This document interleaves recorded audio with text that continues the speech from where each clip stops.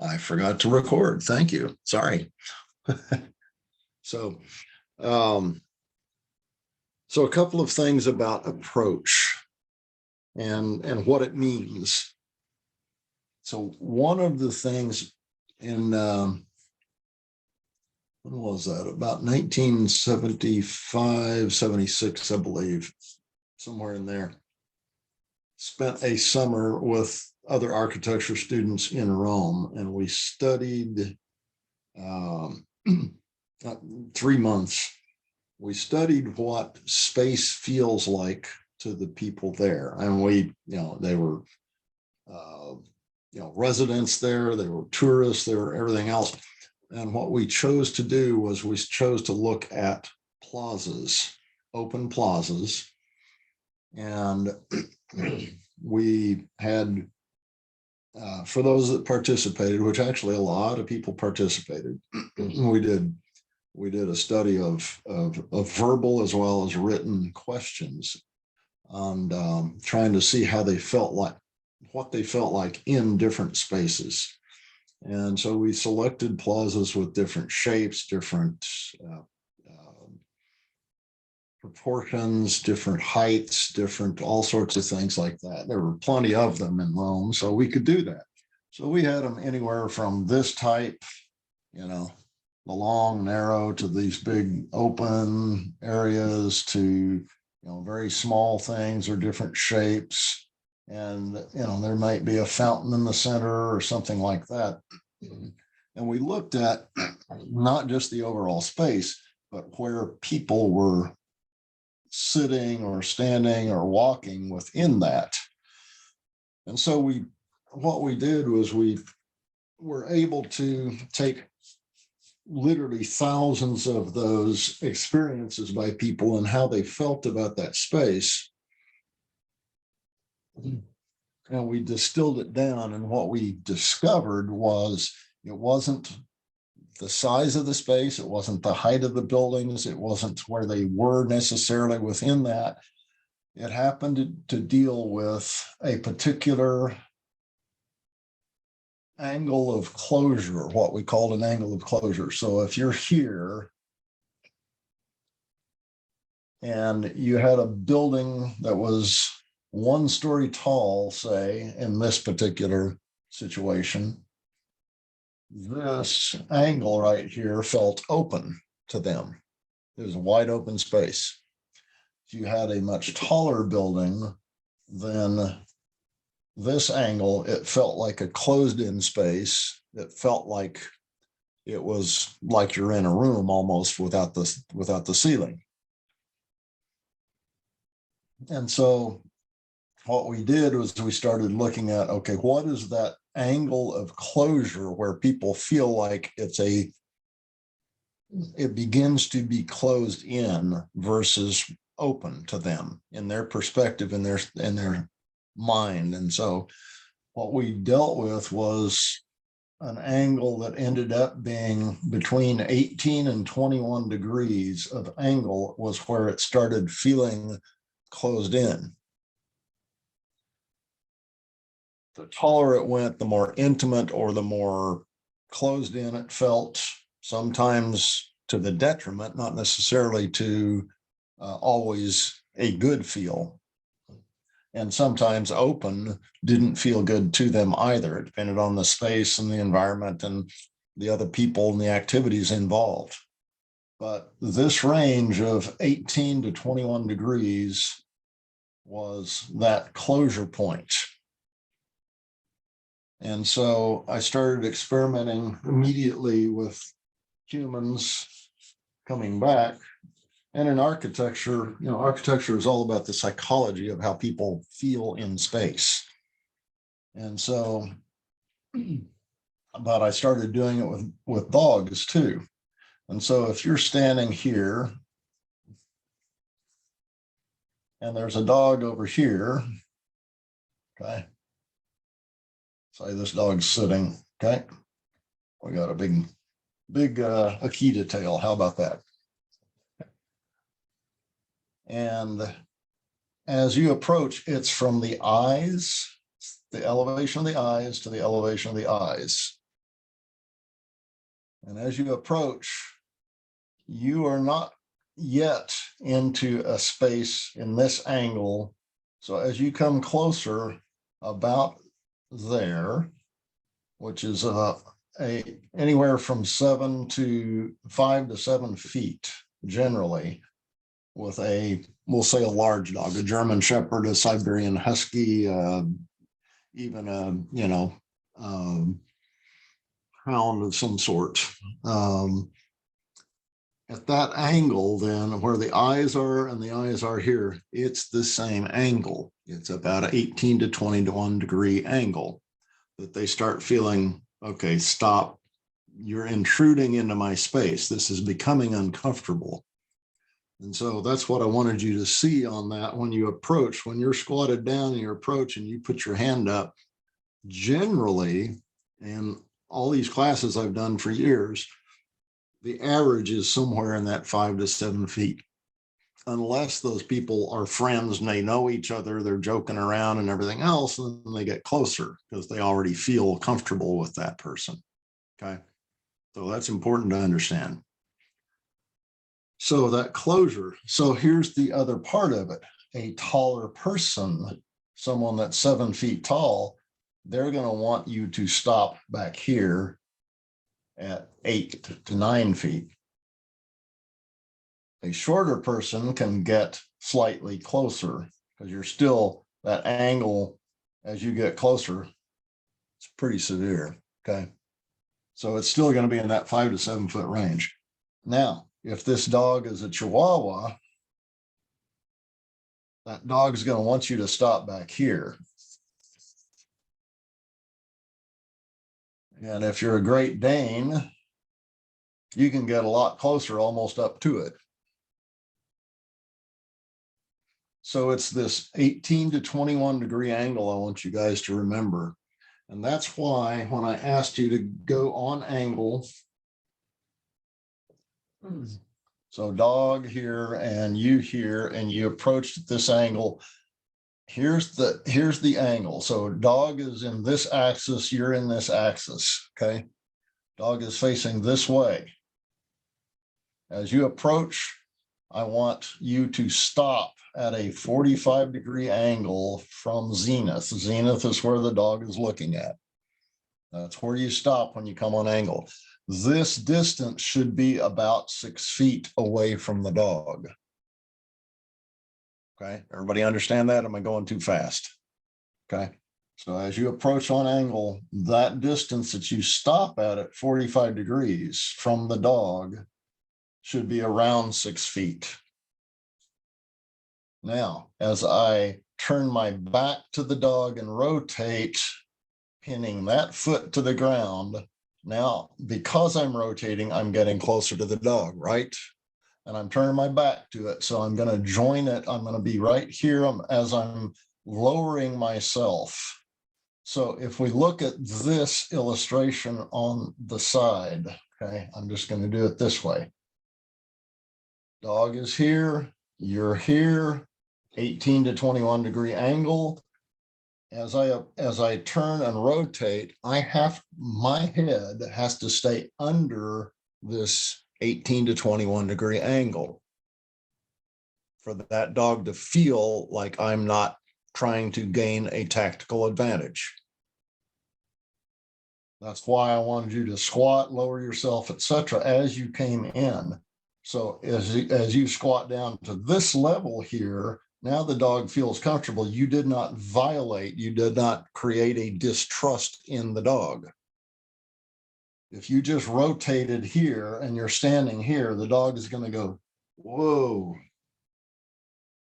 All right. I want you to understand how important all of this element is as you work with dogs. Okay. You can use this to your advantage to disagree with the dog's behavior. So I'm not saying it's always this polite approach. Sometimes if a dog is doing something you disagree with, boy, I'm going to stand in as a predatory threat. And I want you to understand what I mean by that. I've posted a number of times. I know you guys who've been through classes have heard this. The threat of action is more powerful than going into action itself. Because in the dog's mind, it leaves all of these options open to it. When you do action, there is just an instinctual response. But when you have the threat of action, in other words, a potential, we want to create a potential, then the dog has to learn it thinks rather than just behaves instinctually. Okay, does that make sense to everybody? Am I explaining myself well enough? So it's not about forcing a dog to do anything. It's about creating a communication line to where the dog trusts you're communicating to them, but you're still creating an agreement or a disagreement. An agreement is staying within the polite lines. A disagreement is, no, I disagree with that. I become a threat, and I'm going to pause and let you think about it, and then you give me your answer.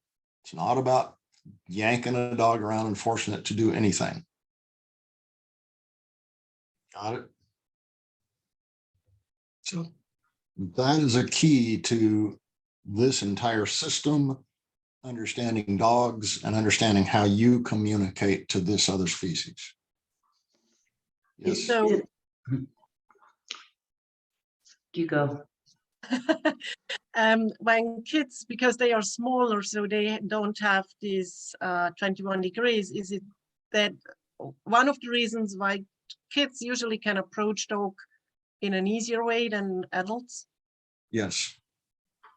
Yeah, children are already at a lower level. Their dogs understand they are young humans, therefore they kind of get a puppy pass up to a certain point. And they also, the dichotomy there is that children are not as threatening unless they are chaotic. And the dichotomy is children don't have a control of their emotions. They bust out and they run around, they scream and they yell and they do all sorts of things, which becomes a threat. So that's why when you're working with clients with dogs that they have young children, they have to manage the interactions. That's their obligation. That is their liability, period. They have to manage the interactions between the children and the dogs. And it's not about managing the dog. The dog knows how to be a dog. It's about managing the children and teaching them how to behave around dogs and what it means. Not yelling at kids, but to show them, look, when you do this, you see what the dog does? Now, don't do that because this can happen. And, you know, if you present it in the right way, it's what I've done with my kids, their whole life. My kids are 40s, so years ago, and my grandchildren. I have a video of my granddaughter when she was 3, where she's walking through the backyard and there's like 15 dogs there and they just move out of her way. She's just nonchalant. She's just part of the pack. May I ask, so when we approach a puppy, then we should give them even more space, and the opposite is happening because we are just running toward dogs usually and grabbing him and patting it. Yeah, so puppies, depends on the age of the puppy, because there's a lot in that puppy development mental course that I do. You see where there's alignment of where the brain development is and where the physical aspect, the capability of that dog is. And there's a lot of misalignments through that first year of age, which is why you get what humans call a fear stage. It's not fear, it's misalignment of the body capability and the brain capability that happens. And so they don't know how to handle it either mentally or physically. And so you have to be careful on how you approach puppies, depending on their age. And it's more of an invitation to you rather than you going after the dog, because they're very uncertain about everything. I mean, they're not even a year old yet. right? So they haven't experienced everything. Good question. Okay, Karen, did you?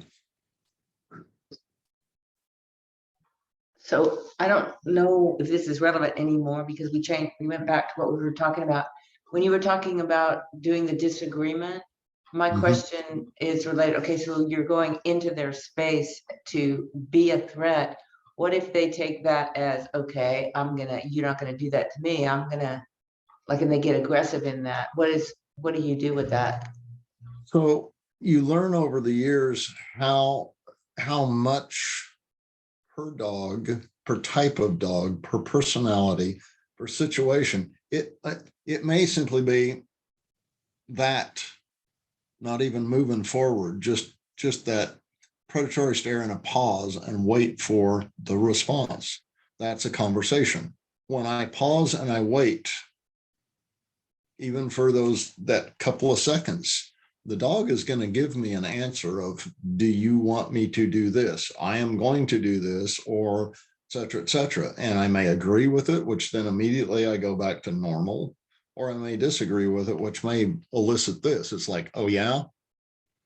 And then you have to have the intent in your mind behind that to say, you want to take it there? I'll go.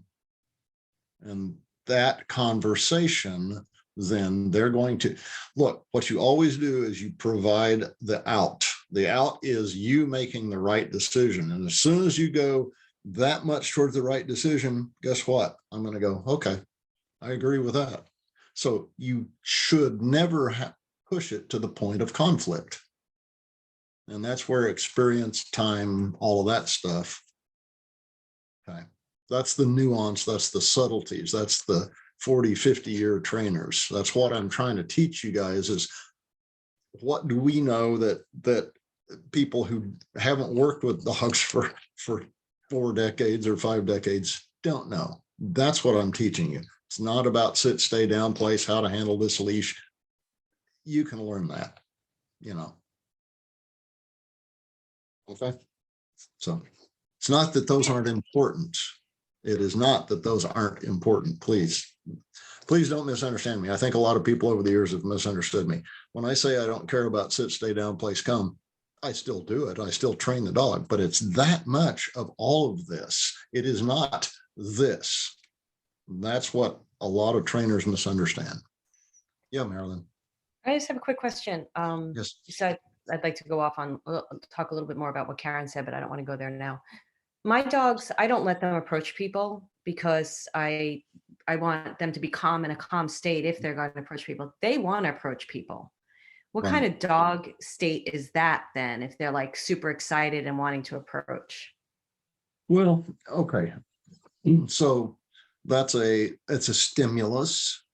Mm. It's also a manipulation, and I don't mean that necessarily in a bad way. When they're showing excitement and all that stuff, they're saying we're not a threat, and so they are constantly wanting some interaction outside and a mental stimulation, and see how this goes. Essentially, so you've got to understand that anytime a dog does any interaction, it's practice. What's it practice for? What are they? They're a predator. Mm. Yeah, exactly. So mentally they're practicing how to gain approach, and it's not a bad thing, but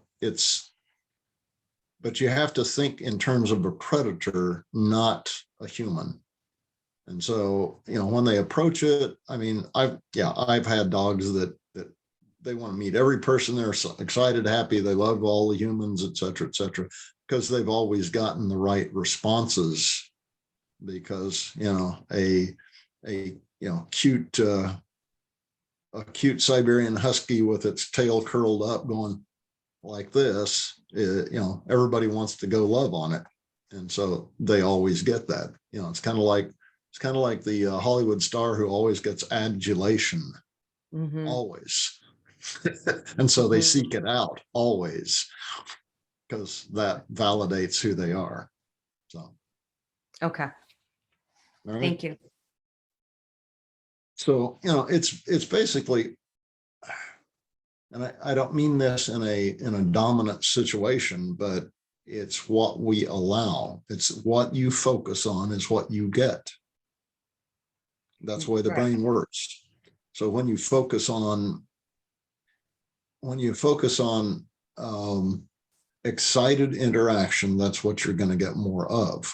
When you ask them to stop, stay, have the human approach, just stay still. Tell the human, work with someone. Again, you meet the problem head on. You work with someone you can trust, and you can direct to them how to do the approach. That starts teaching the dog, this is what's acceptable. This is how you can interact with humans. Okay. That So- makes sense to me because there's just too much out of balance stuff. So Yes. I'm understanding what you're saying now, and it's okay. Thank you. Beautiful. Okay. Yeah. Always meet the problem head on, but you always do an exercise under a controlled situation where you can actually create the outcome you want. Okay. And that teaches the dogs. Then they're going to start looking at that situation, and you remind them, this is the same thing here as it was here. Now stop. Okay. Now they get reminded. And then you can say, yes, you can approach my dogs if you'll do this. And that's what I've used for years. And people go, okay, that's fine. Yeah. And then they learn something from it too. And you explain a little bit. You're not trying to be condescending to them. Okay. Okay. Thank you. Yeah. You're always trying to be helpful. That's the approach that I've always had. And no one's gotten huffy about it, So, okay. So let's do this. I'm not sure that we do need to, hopefully on Telegram, you saw I presented the second day, quote unquote, which will be the next 3 or 4 times that we meet, the outline there. So if you want the outline, it's on Telegram. I posted it about 15 minutes before class time. I apologize. I thought it was already up. So if you want to get that and follow along, we're going to go into the, let me see here. We're going to go into, if I can share screen here, there we go. Presentation again. There we go. Okay, so this was the dog approaches and all of that stuff. That's where we kind of ended, right? That slide, there we go.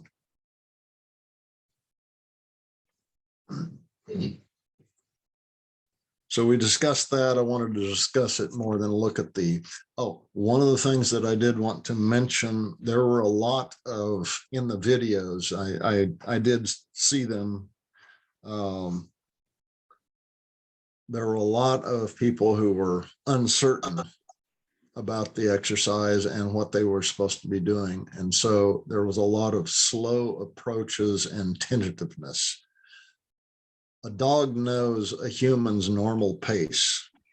Let me discuss this for a second. So you have a baseline of your behavior, how fast you are, how slow you are, all of these things that a dog immediately recognizes and gets used to that baseline. Okay. So if you deviate from that baseline of speed, approach, all of those things, you're going to get that dog's attention real quick as a distrust. Am I explaining that well enough? So if you are normally kind of a fast-paced person and you slow down, you're going to get that dog's attention real quick. Now that can be good or bad, but on these approaches, it's a bad thing because now you got a little bit of uncertainty and distrust.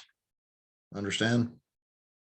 It's the same thing with a vocal aspect. So we have a baseline for us. The dog recognizes what that is. If I go faster, I'm going to get the dog's attention real quick because they're going to go, what's going on? May elicit a predatory thing. It may elicit a fear thing, depending on if you're going after them or not. Or if I slow down, then that approach means what to a dog, to a predator? If you're slowing down, You're You're either praying. you're stalking Yep. or you're fearful. And that's going to get a dog's attention and could be good or bad. So if I want a dog's attention, I may speed up or I may slow down. So I can Now- use it to my advantage as well. Yes. So just real quick, that was the reason I actually did that video today, was because I was Mhm. watching the other videos and how people were moving. And Yes. it made me uncomfortable. And I wasn't even part of the exercise. So I Yeah. wanted to do a video about the speed and Yes. how I was doing it as opposed to looking so suspicious. That was the reason I did it. Perfect. Yes. Yeah, I know. I noticed you were going just nonchalant, normal, and that's what you Yeah. want to do on that exercise, unless you want to have contrast. Right. But when you're uncertain about it and you are slower paced because you're uncertain, your intent, meaning what's in your mind, you're uncertain, shows, and the dog knows it immediately. Mhm. Okay. Same thing now for your voice. So, and it's not just humans, it's dogs too. What happens when a dog's voice goes from to what do you know is going on with that dog? That pitch goes way up here. It is very uncertain. It's fearful. It's not getting what it wanted. It's trying to, so tension in the throat is what causes it to go up. So when you start squealing and doing all the other things sound like a squirrel, when your voice raises up in timbre, you become prey. You become weak. You become tense. You're uncertain. That's what you're telling your dogs. Don't let your timbre of your voice go up when you're trying to affect a dog, unless you're trying to be the squirrel they want to kill. Okay. Same thing. Now, if I go down to a lower, hey, boom, that's a more powerful thing right there. I have no tension in my throat, in my voice, and by God, I mean it. That's that potential threat, the potential of what's next. So the, hey, that gets the attention. The dogs all go, what? If I'm staring at one or two, the rest of the dogs go, okay, it's not us, we're out of here. And those one or two dogs are going, okay, we'll stop doing whatever we're doing. And that's all I want. It's all that's necessary. No jerking, shaking, poking, none of that garbage is necessary. None of it. Okay. So I want you to understand that it doesn't matter if you're male or female. They already know what that baseline timbre of your normal relaxed voice is. So females tend to raise their voice pitch up a lot more when they're trying to be sweet to the dog and all that stuff. They just became the rabbit. Okay. So try to keep your normal voice timbre when you're working with the dog. They're going to be much more relaxed and trust you. Okay. Does that make sense? So baseline speed, baseline voice, basically the baseline perspective of how you are. That if you deviate from that, you're going to get the attention of the dog. Maybe good, maybe bad. Anyway, yes. So the women like me, we should more train our deeper voice when I speak a correction or a correction word. Because sometimes, I mean, as you said, the moment when we are getting stretched, we are hiring our voice, right? Yes. So that would mean I would train myself to go deeper down instead Yes. of up, or also Yes. teaching the clients that they should an interruption sound in a lower voice than in a high-pitched voice then, right? Lower, or again, volume change also gets, so you can maintain the same pitch of voice that you normally have as a volume. Okay. Yeah. Yeah. But if something is critical, I'm going to lower my pitch and get volume. Okay. Okay. So I have to ask this. I'm trying not to take over here, but it's because of the situation that keeps happening with me and what happened yesterday. Right. How, I mean, this was the first time I was able to take a huge dog coming after us and be able to control the situation, but I got really angry. Okay. What do you suggest voice-wise to do? Because I can't keep going through this. Well, voice wise, actually, all of voice is all. So sound means something different to a dog. Yes. That's what we're about to go through right now. So let's go through this and then I will answer your question. Thank you so much. You bet. You bet. I do want to address that. Okay. So let's go on here. So I think you saw these things, right? Did we not go through these? Okay. I thought so. That's right. We went through that. So we went through front, side, back, between, laying. Now you understand front, side, back a lot better, don't you? Okay. Laying, sitting, standing, body postures, the movement, the forward movement being predatory action. You sense that now in that little exercise we just did. You're moving forward at the dog, your partner working as a dog. That becomes uncomfortable for that dog because it's a predatory action. It's an uncertainty. It's that potential of good or bad happening, but it's still the uncertainty in the mind, depending on what you do. Moving away, moving on angles, the herding, stalking aspect. You saw all of that with that exercise. Distance, again, we go all to these distances, but when we're working at 12 to 15 feet, we're an immediate potential. I'm not going to say threat. We're an immediate potential of good or bad at 12 to 15 feet. An individual, whether it's a dog or human, has to deal with another individual that's at that distance. There is no avoidance at that point. So that's why we start there at about 12 feet away. Okay. It gets your attention immediately. So the energy you project is the intent that you have. What's in your mind in that split second, that is the energy that you project. So what is in your mind? Are you relaxed versus tense? Are you focused versus unfocused? So Marilyn, a dog seeing you angry, as long as you don't lose control of yourself for that split second, because emotion isn't what it's about for them. The anger looks like a predatory threat to them, which, yeah, that'll stop them. But if you stay angry, then you're out of control of your own emotions. And when you're out of control, you're not a leader in that situation at that point in time. Okay.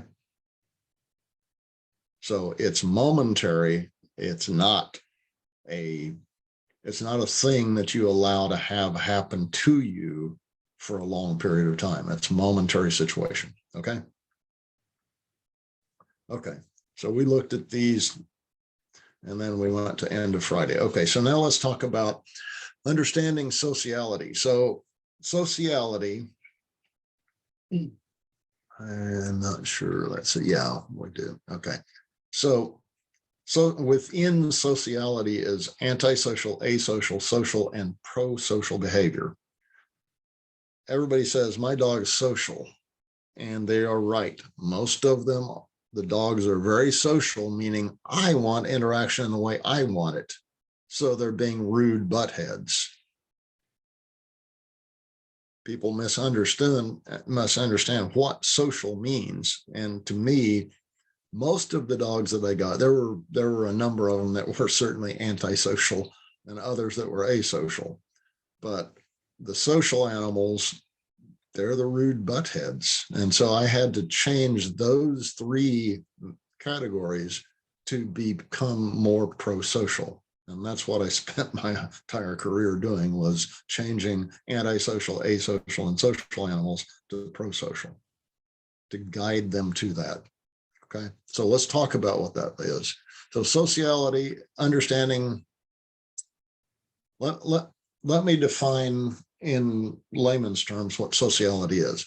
Sociality is the drive, desire, need for survival or other means to interact as a part of a group.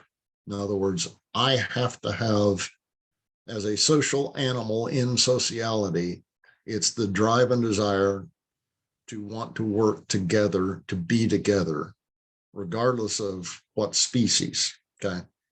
And that is purely based upon genetics and survival. We've learned to survive better together.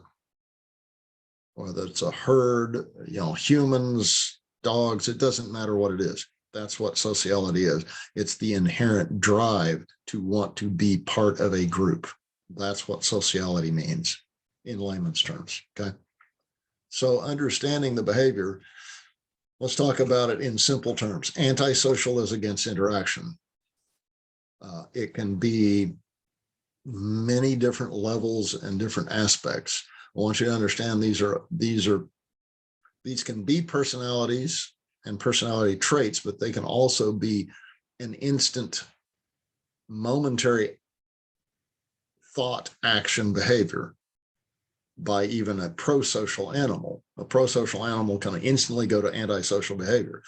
I'm a very nice guy until you do something that I'm going to take you down.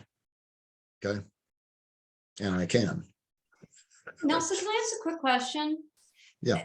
Would that, my two dogs get along, but then at one point, the younger one will just sort of, turn against the other one. Is that like an example of what you're talking about? Well, it depends on, it may be simply a disagreement, a correction, rather than they don't attack and kill them, do they? No, he does bite her though. How badly? He breaks skin. Okay, well, then, yeah, that is an antisocial behavior, but he's disagreeing with something, and it may not be. Yeah. And it may not be that he is incorrect. That's what humans have to understand, is it may be the other dog doing all these things, pushing buttons, and finally he just goes, look, I've given you all these signals. I've got to go to this level to show you that's not going to happen. I don't think it's so much that. He's a dick at times. Okay. But to her, I mean, an example would be they're both barking out the window at, like, say, the UPS driver. Yeah. They're both looking out the window. They're both barking. At some point, he will turn on her, like, get out of my space. Okay, so that's a displacement, but could be. Okay. Yeah. I'm just trying to first I need to understand, Okay. but in order to Well, let's diagnose. go through today. Okay. I think it'll give you a different perspective. Thank you. Okay. So antisocial is simply against interaction to whatever level it can be. I don't want to have interaction with you. You're pushing it. I'm going to kill you. That's the highest level of antisocial behavior. But it can also be, just a simple look at you like, that's it. Asocial is indifferent about interaction. Okay. All of these things, sociality is about interaction. So asocial means I'm indifferent. I'll sit over in the corner. You talk to me, I'm going to ignore you. I'm going to go sit on a mountaintop the rest of my life. That's asocial behavior. Okay. Social desires interaction, but on their own terms. That's what a social animal is. Okay. Think about all the teenagers who want to have interaction and go to a party, but it's all on their own terms, individually, how they want it to be. Okay. Pro-social is interaction as part of a social unit, and the interaction is both agreeable to themselves and their place within that social unit, and every other individual within that social unit that agrees with that behavior, that place, that role. Okay. And I give examples in human terms of, think of a pro-social unit being a football team on the field. Everybody knows what the other guy's job is. They trust that guy to do that job. They're not going to try to do his job. Everybody else trusts me to do my job. That's a pro-social thing, a unit. You can think of it in terms of guys in a bakery, so all these people working together in a bakery to come up with a solution. Everybody knows their roles, everybody knows their jobs, they do what they do, etc. Mass production, a special ops team, all of those things are pro-social. You're part of a unit that everybody is comfortable with everybody else in the place that they're at. Okay. That's what pro-sociality is. And so you're trying to do that with your pack of dogs. And that's what I try to do with every dog that ever came to me, was to show it what pro-social behavior was, agree with it, seek it out, teach it, and reward that animal for those pro-social behaviors, to let them know, this is what I agree with. You get rewarded. I'm happy for you. Makes the dog feel good and want more of that. That's what you're looking for, is those pro-social aspects. I'm going to disagree to whatever level necessary on all the other three to let that dog know that's unacceptable. Okay.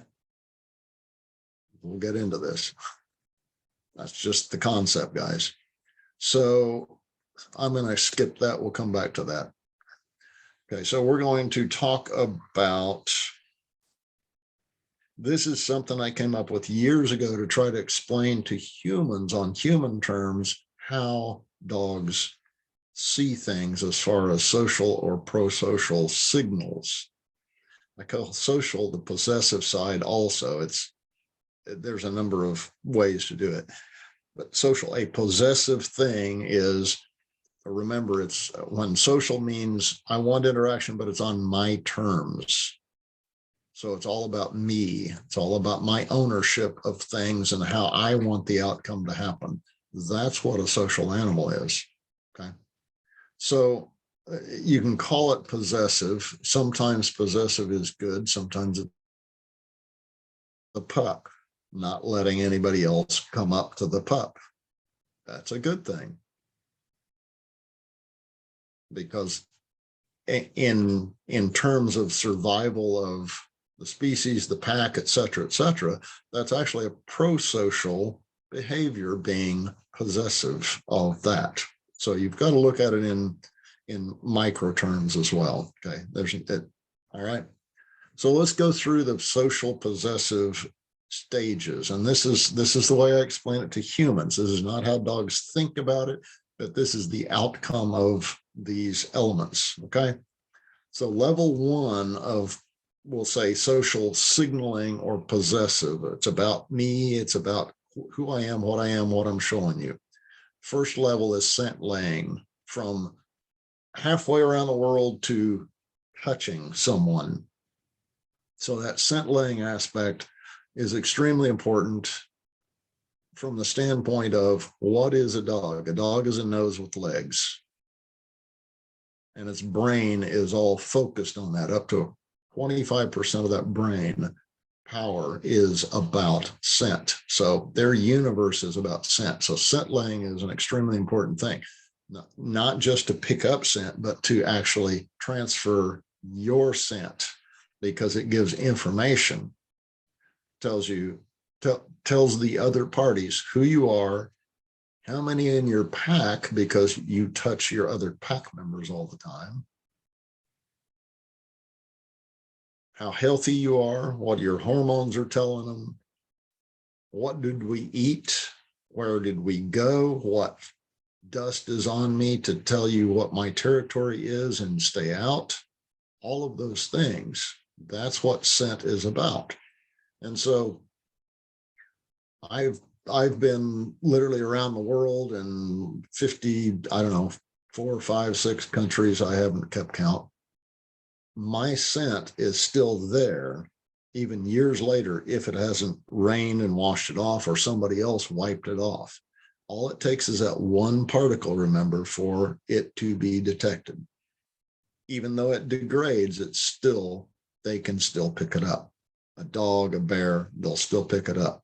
So my scent is somewhere in the jungles of Southeast Asia. It's still on Guam. It's still in Venezuela in the jungles. It's still all sorts of places that I've been. Okay. And that's what they can pick up. So scent laying is extremely important. It tells territory, health, numbers, all of those things. Okay. And so when dogs lick you, licking isn't kissing, guys. Okay. When a dog licks you, it is actually, there's a whole range of reasons that they do it. One of the reasons is to claim you. Boom, I'm licking you, I'm tasting you, but I'm also putting my scent on you. And so it can be a claiming aspect. It's not necessarily bad unless that is not a good relationship. And then the dog is claiming you. And so it's leaving its scent there. Okay. I'm not going to go into all the licking things. That's another 3 hours worth of stuff. We can talk about that in future classes if you come. Okay, so that's the first level. It is also the most remote. Again, my scent is somewhere halfway around the world from where I'm at right now. So it's the most remote thing, and it's still giving information. Level 2 is sound or verbal. It is the second most remote thing that you can have. A wolf's howl in normal conditions can be heard up to 4 miles away. And howling is actually a much better distance communication than a bark or a yell or anything else. The howling, the frequency, pitch through the air, and all of that actually travels further. So Siberian Huskies, you know, you can hear them a couple of miles away, etc., when they're howling, or Malamutes or any of those. So sound or verbal gives indication. 2 main areas. There's a number of areas that sound is used for. Okay, but the 2 main areas are to call the pack. In other words, a dog barks at the window, we'll say, or at the fence line. It's saying, hey, there's something of interest here. There's a potential threat. Come reinforce me. Come see what it is. And that pack, if there's no other dogs, you're part of the pack. Whether there are dogs or not, you're still part of the pack. They don't see you as mommy and daddy. You're simply a pack member. Now, what place are you in the pack? And so a dog barking that sees itself as a higher pack member, which most dogs do, because most humans are complete idiots to what is important to a dog. Okay. And so at those points in time when the dog is calling you, if you don't respond, that dog doesn't trust you, may get confused, may get, frankly, frustrated at you not responding, because they're in charge of saying, hey, there's something of interest, come here, look at it. And so when you don't ever do that, the dog simply gets frustrated. They're going to continue barking at whatever it is. It didn't matter if it was a leaf blowing or the UPS truck going by or whatever else. If you don't respond in some way to say, I got this, don't worry about it. Yeah, I see it. Come here, buddy. Good boy. And that's it. So if you respond and you show that is not a threat to the dog stops doing that. I have a quick question about that. Yeah. What about when dogs are alerting, but they're laying down and not like moving from that spot? Give me a better description. So one of my dogs, he will alert, and oftentimes it is when there's something going down in the unit below us, or some maybe commotion outside, and he's used to me acknowledging him, and Okay. if he's at the window, and then I'll just be like, oh, it's fine, you know, go relax, and he goes relax. But he also sometimes he won't even get up from his spot. He'll just lay down, and he has kind of the occasional alert bark. And generally I acknowledge him, okay. but So, like so what I'm hearing is he's used to you responding, and he goes, hey, what about this? And he's waiting for you to respond. So, yeah, there you go. It's like, yeah, I'm not going to bother with this. It may be of interest to you. How about this? There you go. What, Nelson, what do you do when you're outside and they're alerting, like, you know, because I'm dealing with a little bit of aggression now. If they're alerting with another dog, how do you handle that situation with the dog? Okay. They're barking at another dog. So it takes more work up front and a lot less work later. You have to commit, you commit to it. I'll give you the example that I always do in the face-to-face, which was a client of mine who I changed the names of the dog and the human. I call her blue-haired Mrs. Smith, sweet little old lady who lived alone with a 2-pound, I call him Fluffy, that wasn't his name. Little shit of a dog, sorry. And one of her complaints, one of the reasons she wanted me to come over, it wasn't the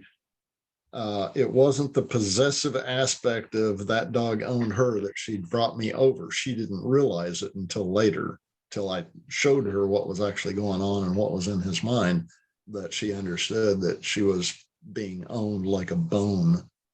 But it was the let him out in the backyard, and she wanted to watch TV and would never go out in the backyard with him. So he'd go bark at the fence corner, and she would open the door. Fluffy, of course, Fluffy had stopped, hear his name. He'd look from 100 feet away at the back corner of the yard, and she'd go, Fluffy, stop that.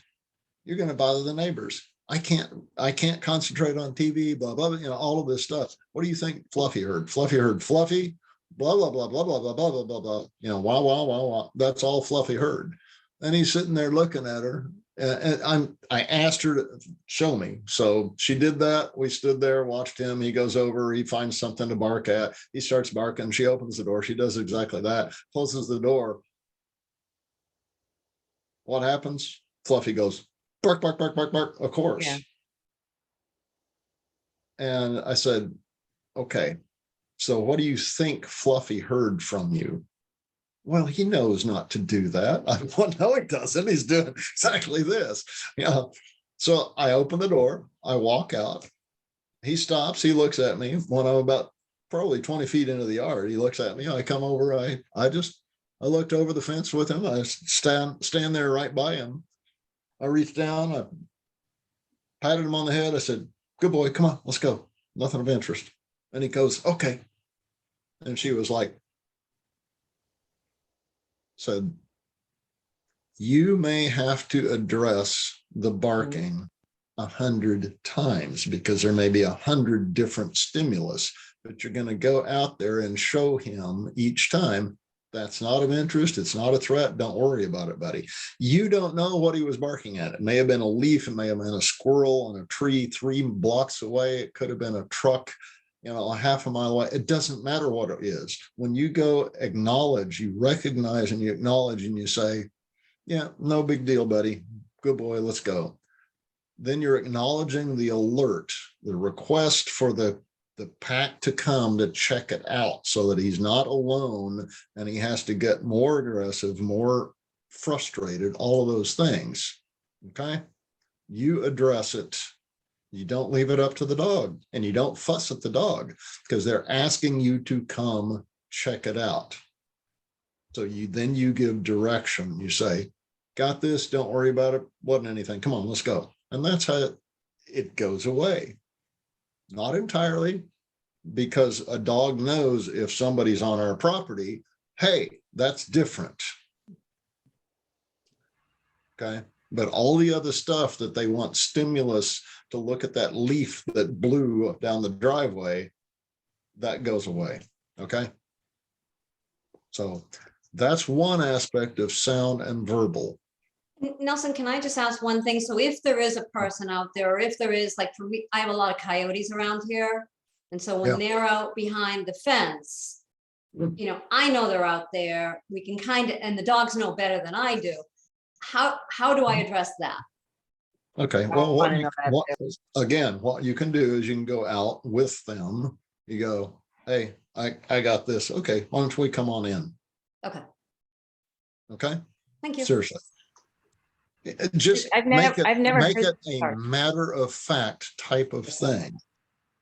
Okay. And do you pull them in right away every time, Nelson? Because I've No, never heard this sometimes- before. It's no. great. No, I'm not going to avoid the situation. I want to address it and say, that's not of interest or whatever. I may stand out there for a while and then go, okay, let's go. Okay. Got it. Thank you. Oh, Are you all right? yeah. Fine. Grab the drink. Oh, Sorry. hello, puppies. Sorry, guys.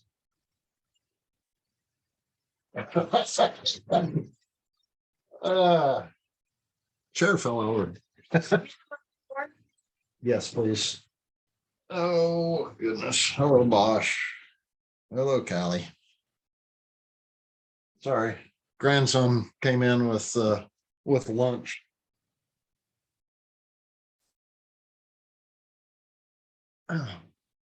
Hello, Bosch. Settle down.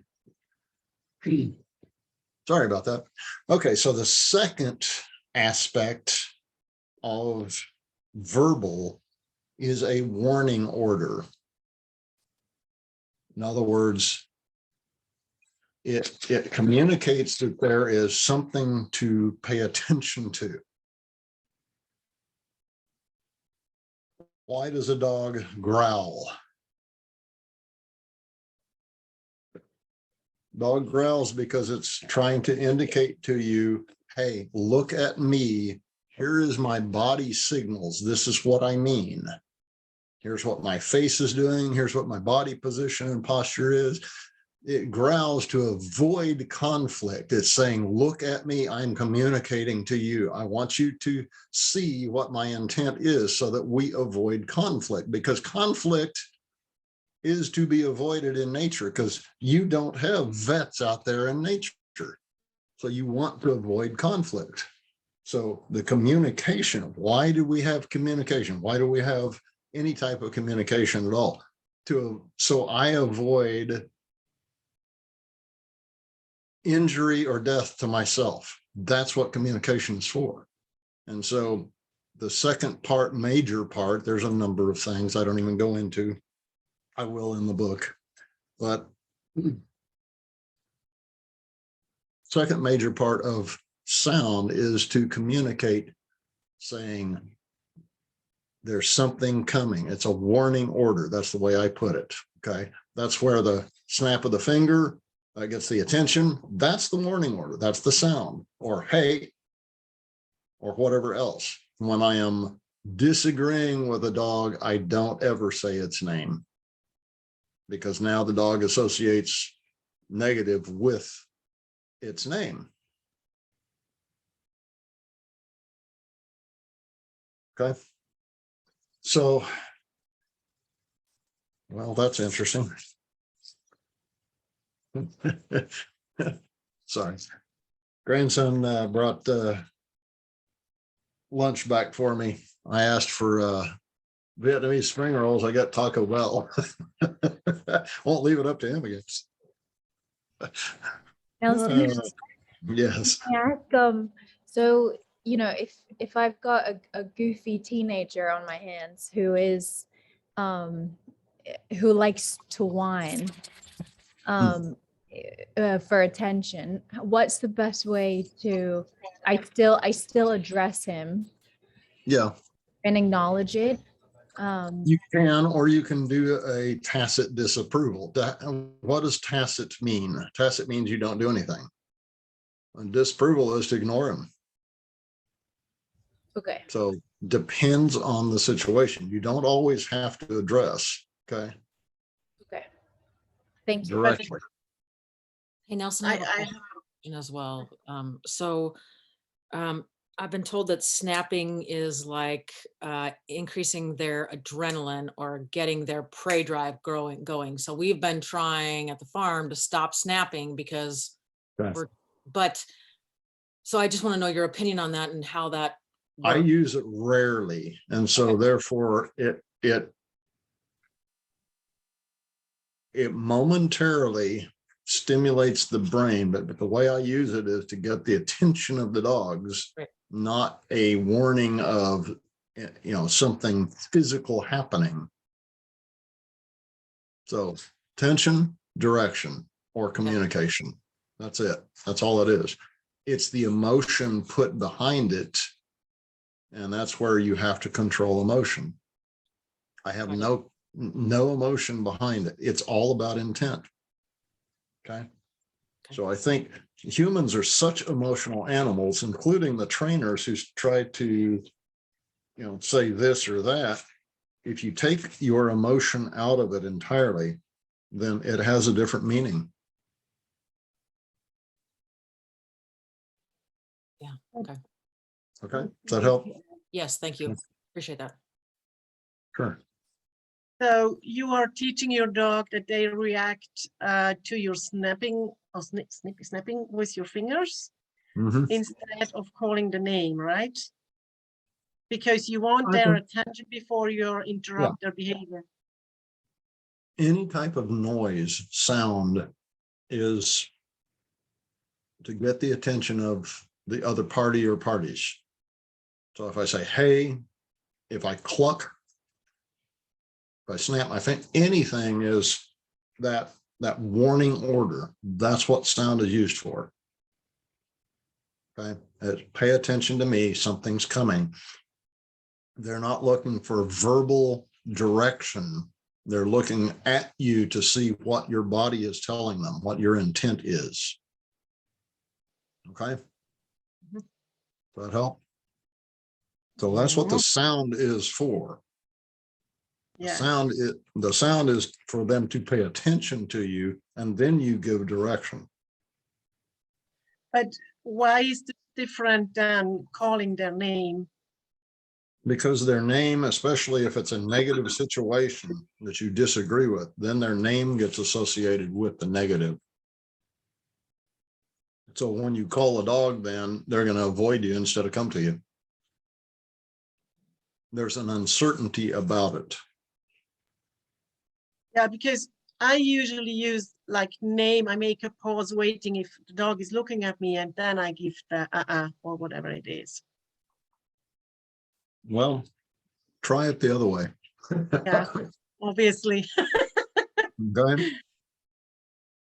So Nelson, in a group of dogs, when you're working with a group of dogs, and you need to call a dog out, do you feel like just the hey is enough that everybody's going to look and see like what is happening, like you said before, or can you use the name? It depends on your intent.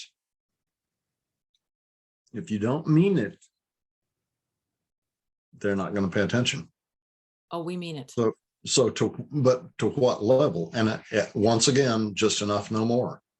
Yeah. So you can't do this when the infraction is here. Right. Otherwise, they don't pay attention to you until you're here. So if the infraction is here, I need to be here just to get the attention. Yeah. Okay. That's where humans, again, because we don't communicate well with them. We use tools, we use all sorts of things to try to communicate.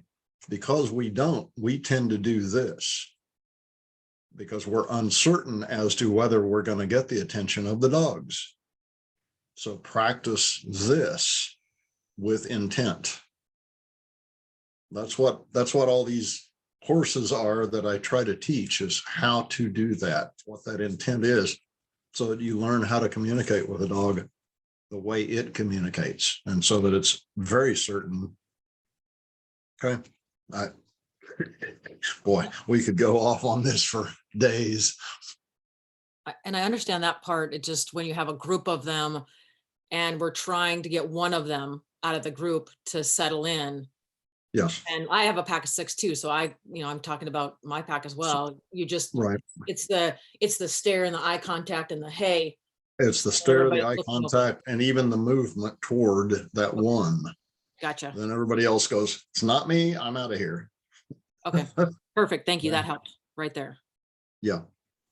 So absolutely is your focus, your intention, that those dogs, that's their language. That's what they understand. They're not looking for monkey chatter out of you. They don't understand it. They don't have parts of the brain to understand any of our words. Okay. Yep. Thank you. So it is about action, behavior, and intent. As I said to begin with, if you learn nothing but what intent means and how it affects your communication with your dogs, you will gain 1,000 times what I'd like for you to gain out of this course right here. Okay. So we're at level 1, level 2. These are increasing levels of importance of an increasing scale of trying to communicate the social possessive me side of things. Okay. Level 3 is proximity. So the one closest to owns, whether it's an it, a thing, another animal, a human, the one closest to it owns it. Dogs don't have pockets, they don't have closets, they don't have deeds of trust, they don't have a safe. It's about proximity to that object. If this dog is this far from some object, we'll say a toy, okay, and another dog comes up, this dog owns this, and if it's concerned about this, this dog doesn't have the right to go get it. And this dog is going to go, hey, stop, and communicate, because it's concerned with that object and it's important to it. If it's unimportant to it, doesn't matter. That dog can go get it. So it's situational, whether that is or not. Now, here's the other thing is, I cannot tell you how many times many of my behavior cases, when I'd go over to a house and they'd have, 6 fighting German shepherds. Those were always fun. And they would pack up in 2 or 3 packs against each other and all this stuff, it was up to me to immediately analyze what the situation was. And it was usually a possessive thing. Proximity has meaning. And so the humans wouldn't see that their affection towards a dog or a couple of dogs or, favoring or anything else meant anything other than they like that particular group of dogs. Well, so what happens is that because of the proximity of the dogs to that human, and the human being weak with emotion, the dogs own the human. And so they would be close to, and other dogs would come up and it would start a fight because they disagreed. It was up to the dogs. It wasn't up to the human. Conversely, if one of the dogs who was in the other side of things, or a weaker, seen as a lower member or even a separate pack, which that's not a good situation. Packs of predators don't share territory. And so you can't allow 2 separate packs in your household, period. Everything has to be done together equally, everything. You cannot favor a dog. So for instance, I'll give you a for instance, okay? Typically, the smaller dog, some, fluffy something, would be allowed on the couch, whereas the big dog wasn't allowed on the couch. Well, elevation on top of, you'll see in a little bit, has meaning. It's ownership. And so the big dog would go, well, I disagree with that. You're not above me and you don't own that. And so the big dog would attack the little dog and they'd blame the big dog when it was the human causing the situation. The more severe a situation a dog sees is a dog that has gone to a situation where another dog enters the room and this dog says, I disagree, I'm going to attack you. So space, proximity, when we go back to last time and you see the intimate space touch to 3 feet to 6 feet to 12 feet, and I talked about how far at 30 feet, a standard 2-lane street, U.S. Department of Transportation curb back to back is exactly 32 feet. So you can kind of get a gauge when you're out, dog on this side of the street, dog on that side of the street, how they react to each other. That's about the average right there. At 15 feet, they may or may not. 30 feet, depends. If they go beyond that and are reactive, then they're a little more severe. But this is kind of an average for most dogs that have some reaction. So if a dog's space, in other words, their personal space, they have a bubble around them that they have the right to have that, just like you do. You know, even in New York, down on the streets in Manhattan, you don't just run into people. Everybody just kind of goes around everybody, right? I mean, that's the norm because you have the right to intimate space. The closer, the more close in it is, your personal bubble gets smaller because of the space available, but you still have a personal space, okay? When you enlarge it past a personal control point, okay, say 3 feet or 2 or 3 feet with your arm's length, okay, for a human. When you start controlling space beyond you, you have gotten, first of all, your mental state is unstable, frankly. So you're fearful, et cetera, and you're wanting to control outcome beyond what you can physically control. Okay, that's where our politicians are. Anyway, so with a dog, they have the right to that physical space around them. If another dog walks into a room and this dog goes to attack it, it didn't have that right to do that. It's not its place to have say-so over whether that dog can come into that room or not. If this dog is laying here, and I can't tell you how many times that clients, this is why I was brought over. My dog was just laying next to me and the other dog came into the room and this one attacked it, or vice versa. This one attacked this one because they disagree with who owns the human.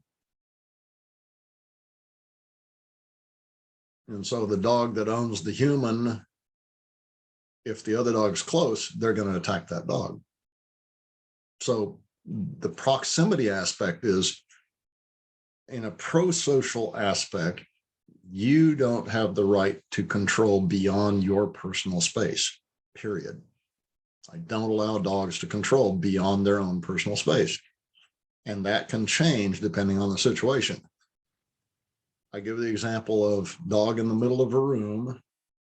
It's laying there. Another dog comes into the room, walks around, et cetera, et cetera. Everything's fine because it didn't get into his personal space. Another dog comes into the room, walks into literally almost over the top of this dog laying there, and this dog disagrees. I'm going to agree with the dog there against the dog that disturbed the personal space. I'm going to get onto this dog.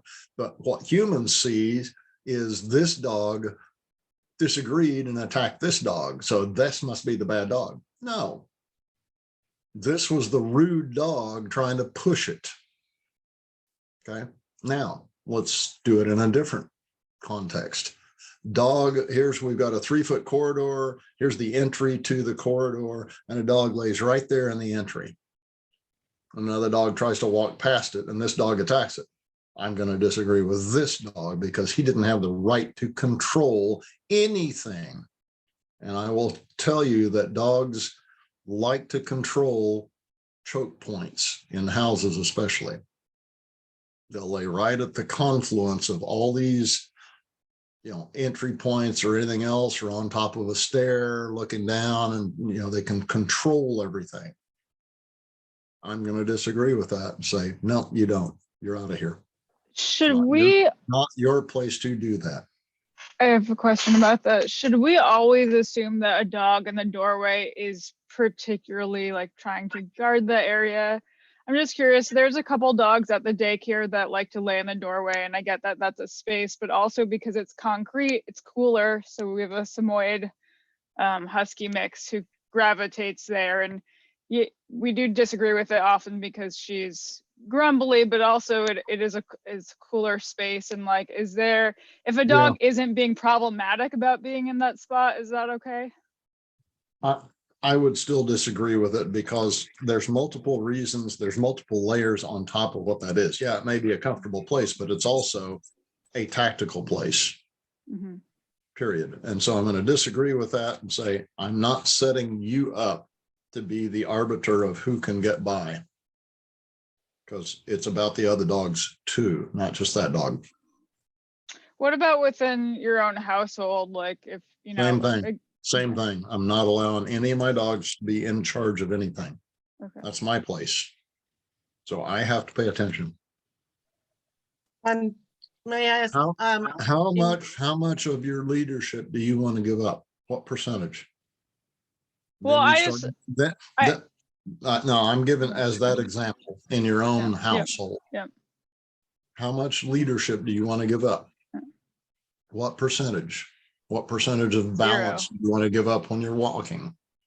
0. What percentage of anything do you want to give up? So you set yourself up to negotiation. Okay, well, you gave up this. Well, what about this? Then you start having conflict. Got it? So it's not about harshness at all. It's about composed leadership and simple things. Yeah. Go I ahead. guess I was wondering because like my house is kind of small in terms of places, and there's a kind of fluffy mat by the door, which essentially has the vibe of a bed, and like because it's kind of around the edges, it's also an easy spot where they're out of the way too. And so I've allowed for them. It's never caused tension with my dogs. Right. But if that's, it's your choice. It's just like, and I'm not trying to equate what you're doing there with this, but I'll give you an example of another one. But we like our dogs up next to us on the couch. And my answer is always, okay, you're fine to do that as long as you want to confuse your dogs and negotiate away any part of leadership. It's not about trying to physically or harshly control anything. It's about setting up the proper type of intent and structure, routine that the dogs can live calmly, understand, and know what's going on without conflict. That's what it's about. That's pro-social behavior. Okay. So I'm always trying to set up the routine and the structure that dogs can understand, live within, and be happy, period, without conflict.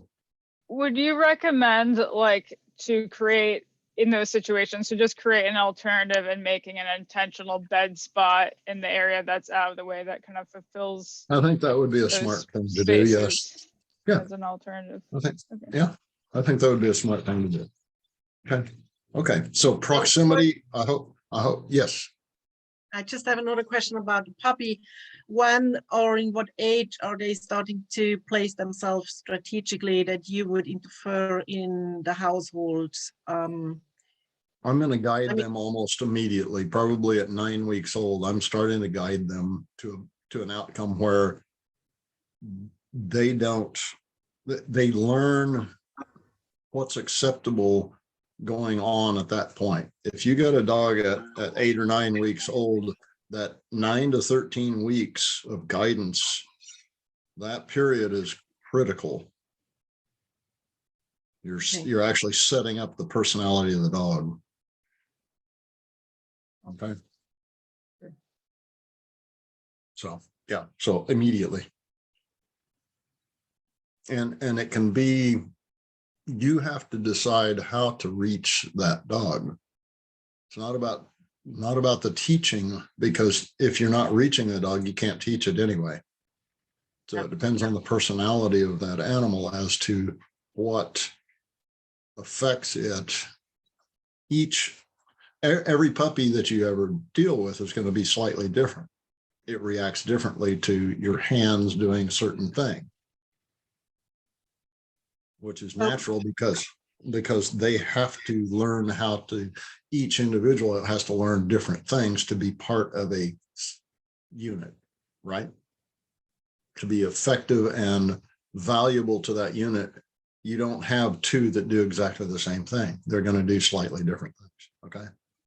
So you would also always interact with the puppy instead of just letting him play with toys or chewing on toys or something. Of course, of course. I want to be this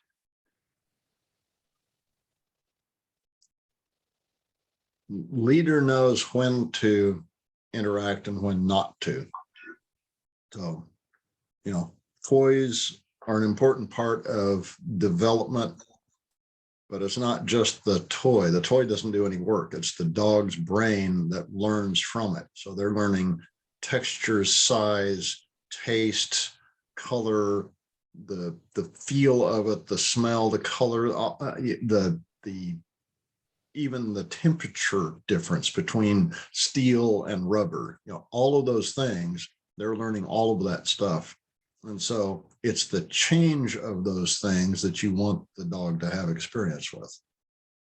So your interaction is about drawing out the best in the dog, giving it experience so that it has self-confidence, but it also learns what it needs to learn. So as a puppy. Okay, I hope that helps. So we're seeing proximity has its limits too, but if I have a toy next to me and another dog comes up and tries to grab it, what does that dog usually do if I'm the dog? It leans forward, it goes over the top of it, right? It puts its muzzle. The business end of a dog is right here. So if it's over the top of this object, now, if you're coming to this, guess what? You got to deal with this business end. That's the threat potential. That's the signal that I talk about, movement forward and predatory. So the dog is over the top. So the next level, proximity has meaning here, and the one closest to owns it. Okay. If another dog or human or anybody else comes up to that to try to take that from that dog is going to give a signal over the top of it. So, and it doesn't matter if it's an object or a human's knee sitting on a couch. If the dog goes over your knee, you are a possession of that animal. You didn't invite it in to your personal space. A dog over the top, standing over the top of another dog is a dog fight. It's a disagreement, guys. I'm not talking about intimate times with intimate partners in a pack, okay? Dog standing over another dog is going to be a high level disagreement. Not going to accept that. So over the top of anything, over the top, muzzle over the top of my leg, I'm going to block it. I'm literally going to put my knees on my elbows on my knees. I'm going to turn my head away and ignore the dog, and the dog backs up and then has to go away. Invariably, even dogs I don't know that have always done that and been rude to humans, as soon as I come back, the dog comes up, it goes around my knee, goes around this knee to try to encounter me.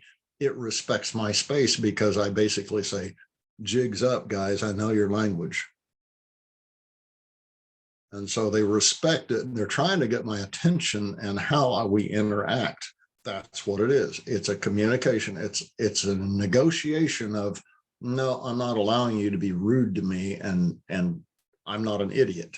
So you back off, then I will touch, I will encounter you, I will acknowledge you, but not when you're pushing my space and saying, I'm above you. You're not above me. And literally that's what that is. Okay. So these are increasing levels of force continuum. The next one is on top of or touch. Not side by side, but literally on top of. Okay. And so I give the example of blue-haired Mrs. Smith and Fluffy again, because when I first came into the house, we sat down. I sat in a chair across from her. She sat on a little sofa, and Fluffy was between us, of course, trying to control space and checking me out because he owned everything.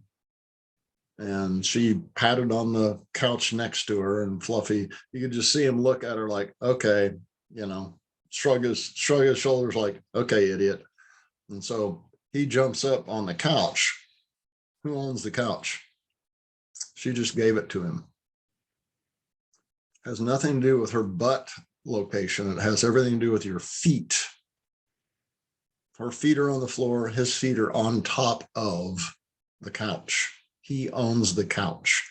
I cannot tell you, I could probably take an hour showing you photos from this Siberian Husky rescue group of people posting year after year of their Siberian Huskies tearing their leather couches to pieces because they allow the Husky up on the couch. And I can't tell you how many times I've said till I'm blue in the face, don't let them up. Oh, but we love them.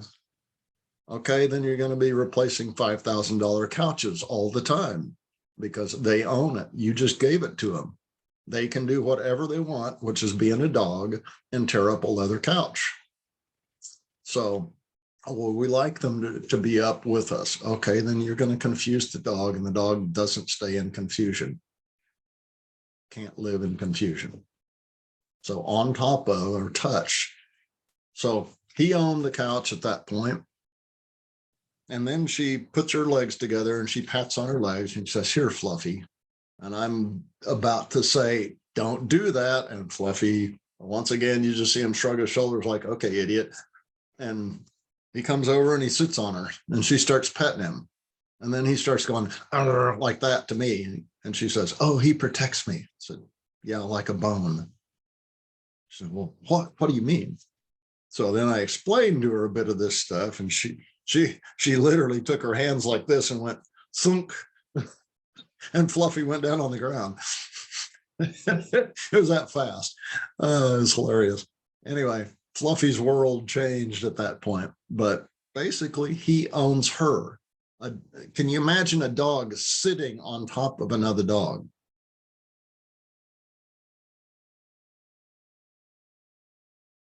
Just because you're human doesn't mean they change their language or what the meaning of any of these things are, guys. I cannot emphasize that enough. Just because your human emotions want it to be one way doesn't mean it's that way. Okay. See it for what it is, for the way they think about it and how they have to survive. That's what it's all about. So on top of is a high level of possession. Imagine a dog with it, you know, here's a toy on the ground and it lays down on top of it. You think anybody else is going to go over and try to take that toy from them? No, as that's a dog fight for sure. A paw on top, muzzle, laying on it, touching it just to the side, that's a high level of possession. Okay. Now, a dog laying next to you and touching is a connection. That's not a possession unless you allow that layover to. There has to be that fine line of understanding of, yes, I can make connection with. I'll sit on the floor. I will never allow my dogs up inside. I only ask them up to do agility work, stuff like that, hunting outside. I never let them up on anything inside. So anyway, level 6 is anything dealing with the mouth or muzzle. That's possessive to extremely high level. There's only 7 levels within the way I describe it to people as a force continuum. Okay, so anything dealing with the mouth or muzzle.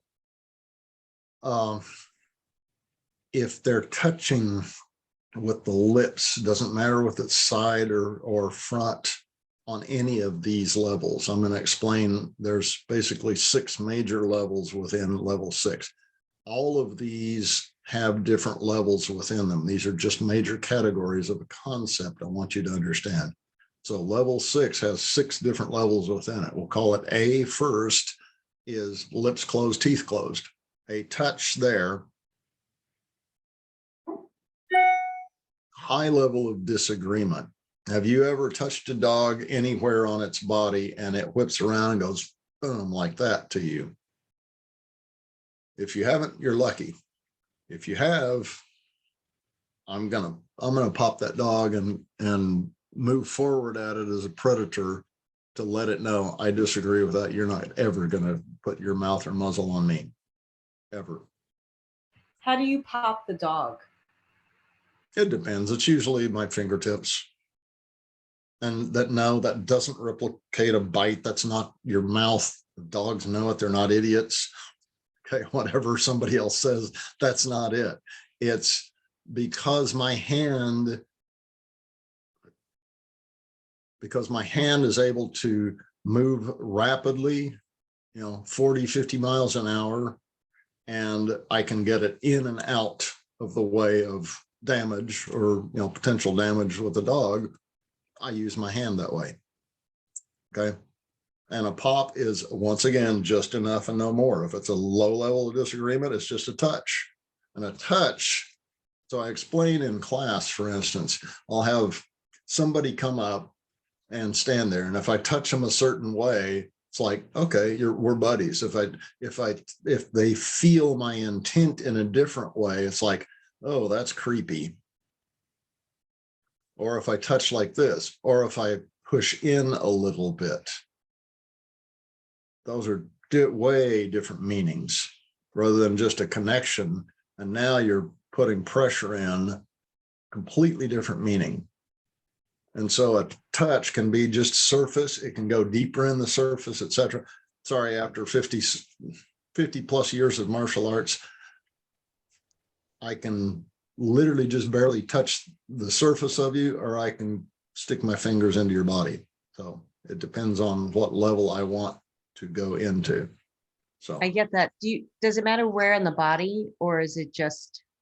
It's usually a soft tissue area. I don't want to hurt bone. I don't want to, because anytime you touch an area like that, a bone, there's a nerve center on top of it. I'm not trying to shock and cause hurt or damage. Okay, so a soft tissue area, is like the inguinal area around the ribs or the neck. The neck is a massive area of muscle protecting.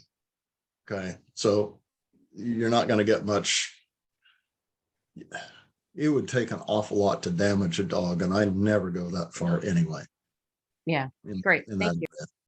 Okay, maybe just shoulder area, because the shoulder itself is a muscular area, and just a touch there. I don't ever damage a dog. Okay, ever.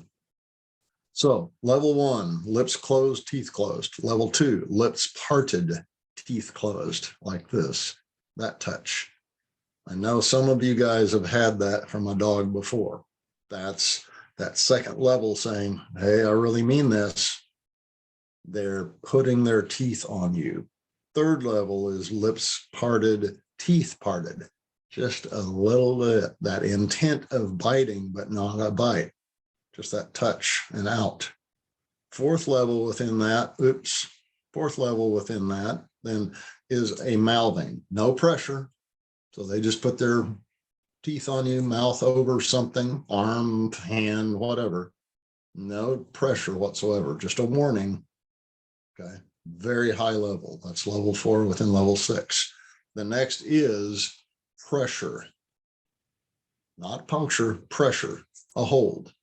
That Ovcharka in California did that to me. I had my entire arm from here to here in its mouth because Ovcharkas are huge animals. And he just held it there for a split second. I just relaxed. I didn't even look at him. He released. Everything was fine. It was a high level warning.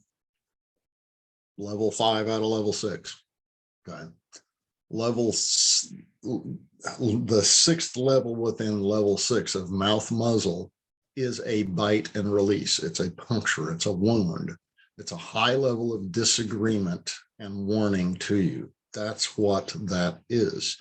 It is not an attack. It is not, I'm going to kill you.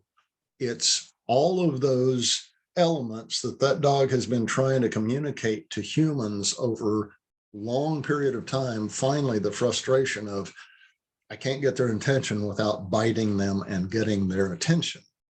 And then humans think those dogs are aggressive and we put them down. No, they're a frustrated animal.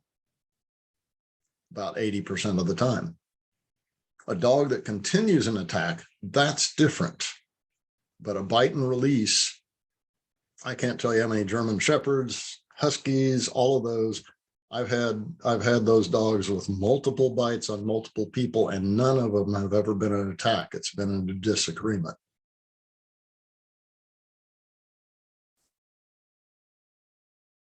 Level 7, what I call hard possession. If I kill you and eat you, I own you. So that's the highest level of, we'll call it possessive or disagreement. So a dog that eats a toy and swallows it, high level of possession. Got it? Okay. Can you please repeat level 4 of this 6, because I wasn't able to write it down. Okay. So level 4 within 6. So let's go back over. Lips closed, teeth closed is 1. Lips open, teeth closed, 2. Lips open, teeth parted, not to get over or on top of anything. The 4th one is simply mouthing, no pressure, no intent to bite, just mouthing. Okay. Now, yeah. Puppies do a lot of mouthing and experimentation and a little pressure here and all that stuff. They're learning how much play allows. That's what it is. And again, play is a different set of rules. It is not this. Okay. We're not talking about play. Does that help? Yeah, I need to talk to you about this one dog when in private about these mouthiness things. Okay. So I all right. give you correct. So mouthy dogs have learned to use their mouth to manipulate. That's what it is. And generally it's because humans don't pay attention to a dog or anything until they get their mouth involved. And then all of a sudden they get a different reaction. And so the dog learns to do that to get a different reaction from a human, period. Because otherwise they don't pay attention to all the other signals. What about a dog? Go ahead. What about a dog that will, like my dog held down a dog on its neck, but did not puncture, but would not let go? High level signal of, I disagree, you're doing this wrong, and I'm going to show you, period. That's a dog with very good control. It's not what humans want to see, but that was a dog with very good control, telling the other dog that's unacceptable entirely, and I'm gonna wait. I'm gonna hold you down until you relax, and then I'll let you go, because then you've learned your lesson. the dog that he punctured was a dog that was fighting back. So that's why he would have done that. Because he does have bite inhibition, like Yeah. he is able to control. Yeah. Every Okay. dog is able to control their mouth. They know exactly where their mouth is. Hmm. When a dog bites a human, oh, he didn't know. Yes, he knew. Okay. Okay. Nelson, Yes. I had a consultation with a client. They have a very nervous dog, and the dog scares the clients. So Okay. I could tell the dog's very nervous, but yet possessive, and more so possessive of the wife than the husband. So I had the husband bring the dog out on leash and start walking the dog around in the yard, and I had at one point moved closer to the wife to be able to hear what she was saying. And the husband walked by with the dog, and the dog stood next to me, and I felt him like level 6-1 with his lips closed, his teeth closed. He just kind of went pop and punched me in the side of the calf. I'm like, huh. So Yep. I didn't look at him. I didn't move. I didn't do anything, but I'm like, he's telling me I'm too close to the female. So I just looked at the owner, the male with the dog on leash. I said, don't put any pressure on the leash, but just kind of walk away with the dog. So he did that. I'm like, cool. I'm like, let's put the dog away and talk about this. Yeah. So Yes. is there something else in a case like that where I'm like, yeah, this dog's telling me it doesn't like me close to the female owner? Is there something further that you might have done in that situation in the way that I handled it? No, I think you handled it very well. A dog that's going to do that, muzzle punch you is what I call it. Yes. They're seeing what your reaction is. They're seeing if you're first of all, number one, they're protesting. They're saying to a very high level, I'm going to make sure you understand that That's I mine. disagree heavily with you. Yeah. And whatever that is, your reaction of, frankly, tacit disagreement of, I don't care if you muzzle punch me, I'm not going to react to you. That gains, believe it or not, it gains a little bit of trust and a little bit of respect from that dog in that moment. Because if you react any other way, it's going to have justification to go at a higher level. When you don't react to that, it doesn't have justification to go to a higher level. Then if it does attack, then you know that dog is miswired in some way because it doesn't understand even how to communicate. I was just trying to control the hairs on my neck that were trying to stand up because I knew, I'm like, oh, okay, don't move, don't look at the dog. Okay, can you just walk the dog away? Yeah, exactly. And there should be no reaction on your part, no emotion, no nothing. Should be. I understand that stuff, but you just need to get bit more so you don't worry about it. No, I'm kidding. Okay. I've got a question. That's where, Barney, that super dangerous Weimaraner, the first 5 minutes I was walking with him and he muzzle punches me in the back of my thigh.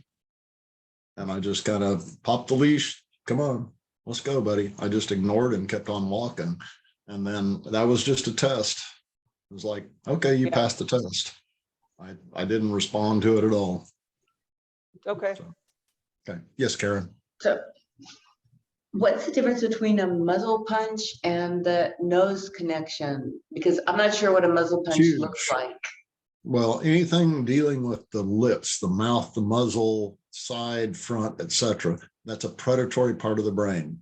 That's a predatory response, and it's a test for predatory action, period. So I don't allow dogs to do that to me. There's no muzzle, teeth, anything else outside of play. And play has its own set of rules too. Okay, we're not talking about play. We will talk about that a couple of days from now. Okay. But nose, that anything touching the nose, that sensitivity goes to the entirely different part of the brain that has to do with olfactory senses. And that's what I want, is that I teach dogs who bite humans. I teach them touch, and they touch my fingertip. Good boy, good girl. So that they learn that that is acceptable. This is not. Because any touch here starts that part of the brain that associates with the nose itself and not the muzzle or mouth or teeth. Okay. And that predatory part of satiating predator. Okay. So. Nelson, I have a question about just the lifespan of a dog then at the end when they're starting to get a little bit older. Like just with us, it's not a disease because we are getting wrinkles. It's not a disease because our eyes are getting, like that's part of normal aging. And so when an older dog is going to try to give pressure with the mouth, is there times where they could do a bite and release because they just don't have that coordination or they don't have that muscle firing? Or do you feel like that's not, in your experience, that has nothing to do with it? I would say that the only time a dog doesn't have control over its mouth would be literally a neurological issue. Okay. That period. Thank you. Yeah, because it doesn't really matter. Now, they may be less inclined to be tolerant at an age where they're in constant, even low level, but chronic pain, weakness, et cetera, et cetera. They're not going to tolerate the,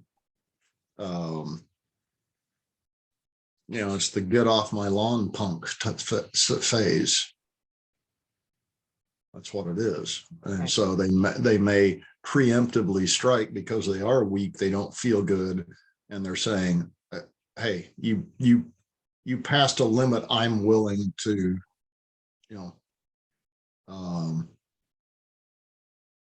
that I'm willing to put up with at this point. And so they're teaching actually in those things. And usually it'll go, to the growl, all that stuff before they ever go to a bite situation. So you got to pay attention and understand these level changes of, basically force continuum. Okay, thank you. Okay. Yep. Okay. Karen, I don't have anything that's video. When I'm working with a dog, nobody's standing around with a video camera watching me. So, and I'm not a YouTube star. I don't care anything about that. I'm happy to find a video on YouTube and send it. I'm sure there's plenty. Probably, yeah. So muzzle punch, yeah, there's probably enough of those out there. Yeah. When I'm working with a dog, I don't want to be videoed, because if my mind even 1% of the time goes to the video aspect, the fact that I'm being videoed, I've lost connection with that dog for that time. If people are videoing me and I'm unaware, it doesn't affect me. But when you are playing to the camera in any way, shape, or form, you're not connecting with that dog to the level that you should. Okay. All right, so few photos here. This was Captain, I think the first or second day he came in to me. And this Captain was with a female husky that they had survived for months and months and months. You see, he's in very good shape. He survived well without human assistance. So he was able to hunt. They were in several counties, sighted for months. So he survived on his own quite well without human assistance. So he had really no consideration of humans. In other words, just complete ignoring humans, including me, for about the first week. Then he actually became my dog. And the first week or so, my wife just wanted to kill him because all the stuff that he did. Not really, but she was not really happy with Captain. And but after that, he became her favorite dog for many, many years. He was stoic, just an incredible dog. Never got in a fight with any other dog. He knew how to instantly signal to them. It's like, no big deal. Don't worry about it. I got this type thing. And I watched him for the years that he lived with us, probably 9 years, I think, 9 or 10 years that he lived with us. And incredible animal. But he was, because he, in his formative time of survival, they never had anything. When he got to a place where these first few days, I watched him and photographed him, that he had toys available. He hoarded the toys, and he was very upset with any dog coming anywhere near or around him. So this was a series of photos. This was back when simple phones. I was taking photos of him as there was so I was standing here, he was here, and then a Malamute was walking. You don't even see it in these photos because he was walking literally right in front of my legs. So you don't even see the Malamute in this, but you see his interest and focus is on that dog, and he is showing. So what have we got here? We've got, got level 4 of his muzzle over the top, and we've got level 5 of touch. So we're having multiple situations here. Look at his ear focus, his eye focus, where he's at. His mouth is closed and pursed forward. So he's very tense. He's very uncertain about the situation. And he's showing to this other Malamute, he's very concerned about it. This is his, and he doesn't want that dog coming anywhere near. And so the next photo, look at the ears going back.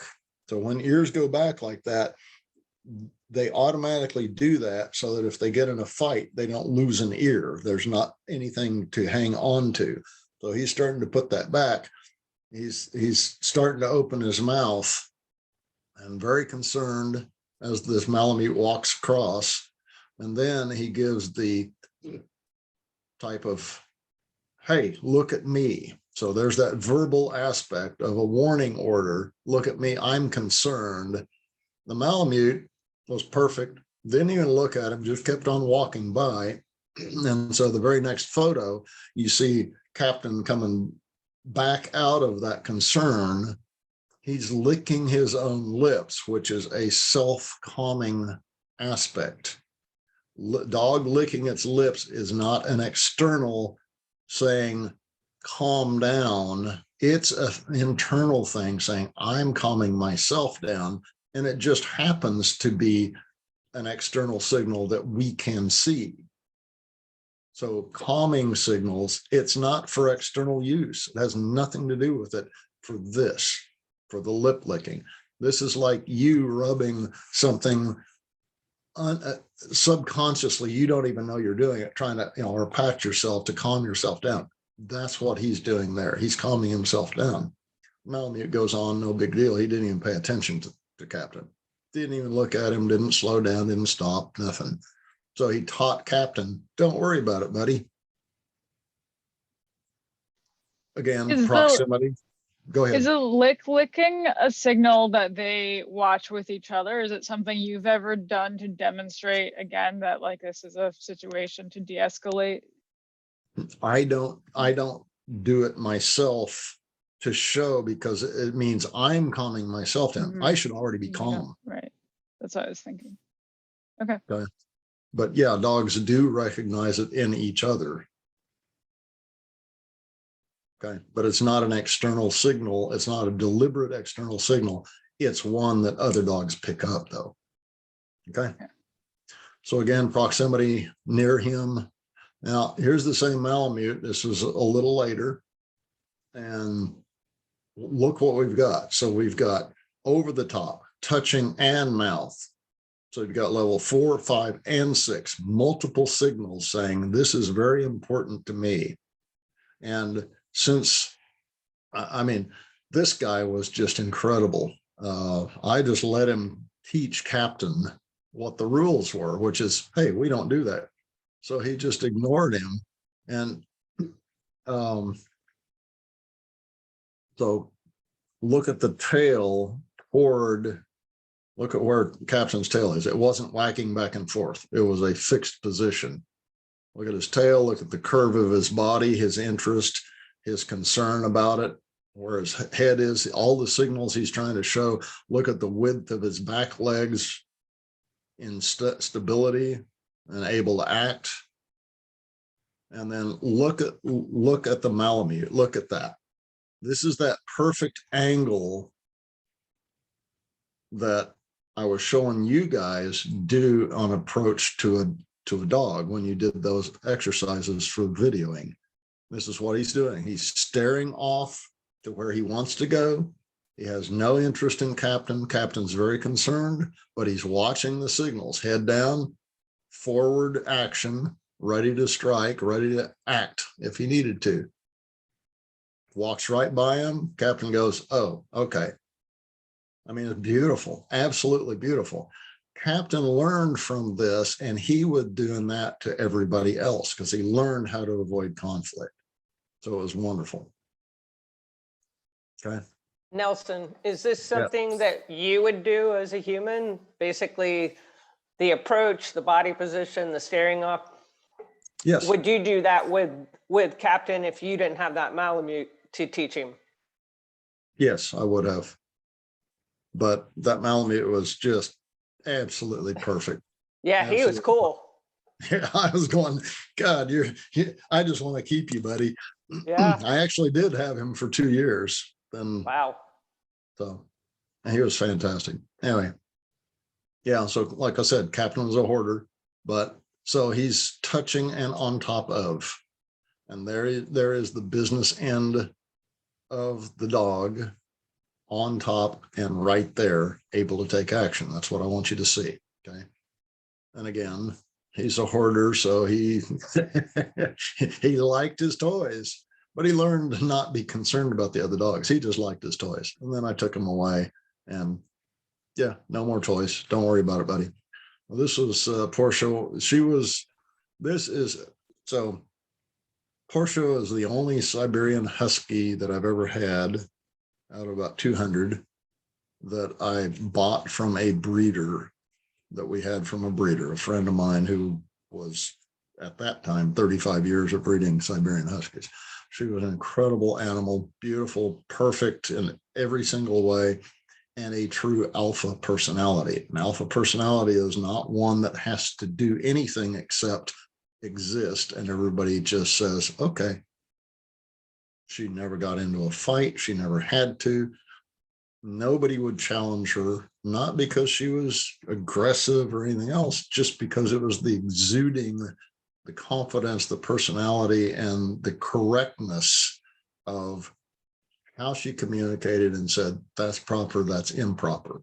And so all she'd have to do to get a dog to stop doing something that she disagreed with was look at them. And it didn't matter if they were 50 feet away. They'd just go, okay, that's an alpha. And that's the way you should be. Doesn't take the physical action. Okay. So here's another possessive thing, which is a hole. And a hole is a very valuable object when dogs are around. I don't even remember that dog's name. This is Bella. This is Mia. Those are two of mine. And dug a hole, and Bella was always in the hole. She liked it. That's a tactical position, but it's also for dogs in the summer, it's a cooler spot. In the winter, it's a warmer spot. Huskies learn to dig in the ice and snow and get under the 70-mile-an-hour wind when it's 70 below so they can survive. So that becomes a high possession. When she got out, somebody else got in it. So you've got to see things the way they do. You may not think of that as a highly possessive object, but that could create a fight right there. Okay. This is, so Mia here, this is Tasha, this is Santa. Tasha was literally thrown away on a construction site to die, emaciated, and had been beaten in the head by a baseball bat and all sorts of stuff. She was she was our handicapped kid. She lived out her life with us her last 4 years because she couldn't go anywhere else. And she was the gentlest soul you'll ever meet. Sena and Mika came to me at the same time. They were the only two animals to survive because a Siberian Husky group up in Iowa said they would take them. And there were 300 other animals, other dogs that were put down out of a puppy mill in northern Missouri because it was such a horrible condition. So these two that probably shouldn't have survived did. And these were, between Tasha, Sena, and Mika, they are the most severely terrified, beyond terror dogs I've ever seen, had, or worked with. They all three lived out their lives with us because there was no way they could live anywhere else. At one point, I gave Sena this husky puppy toy thing. She carried it around for 2 weeks like it was her puppy. Didn't chew on it. But you see Tasha, who also liked to want the puppy, was wanting it, and Sena's given her that straight stare eyes like, no, you're not getting my puppy, you're not coming around it. So they never had a conflict. They communicated, and Sena just wouldn't put the puppy down. So okay, this is Mason. Mason was actually a great dog, but when he went back to their house, they sent me this picture of him in the middle of their bed. And I said, why is he up on anything, much less especially in your bed, the most intimate spot with all your sense and everything else? Basically, he's saying, I own you, I own everything. But they never had problems with Mason. He was such a great dog. I just shrugged my shoulders and went, okay, whatever. They had other dogs. He was just a wonderful dog. So some dogs get away with it. Many can't handle it. That's why set up a scenario where you're going to have problems. Bring a new dog into a household. I can't tell you how many clients I had to go over because they brought a new dog into a household, and somewhere between 7 and 10 days, they start fighting because the new dog sees no structure, doesn't agree with who's in charge, which is a dog, not a human, and starts fighting over what the situation is.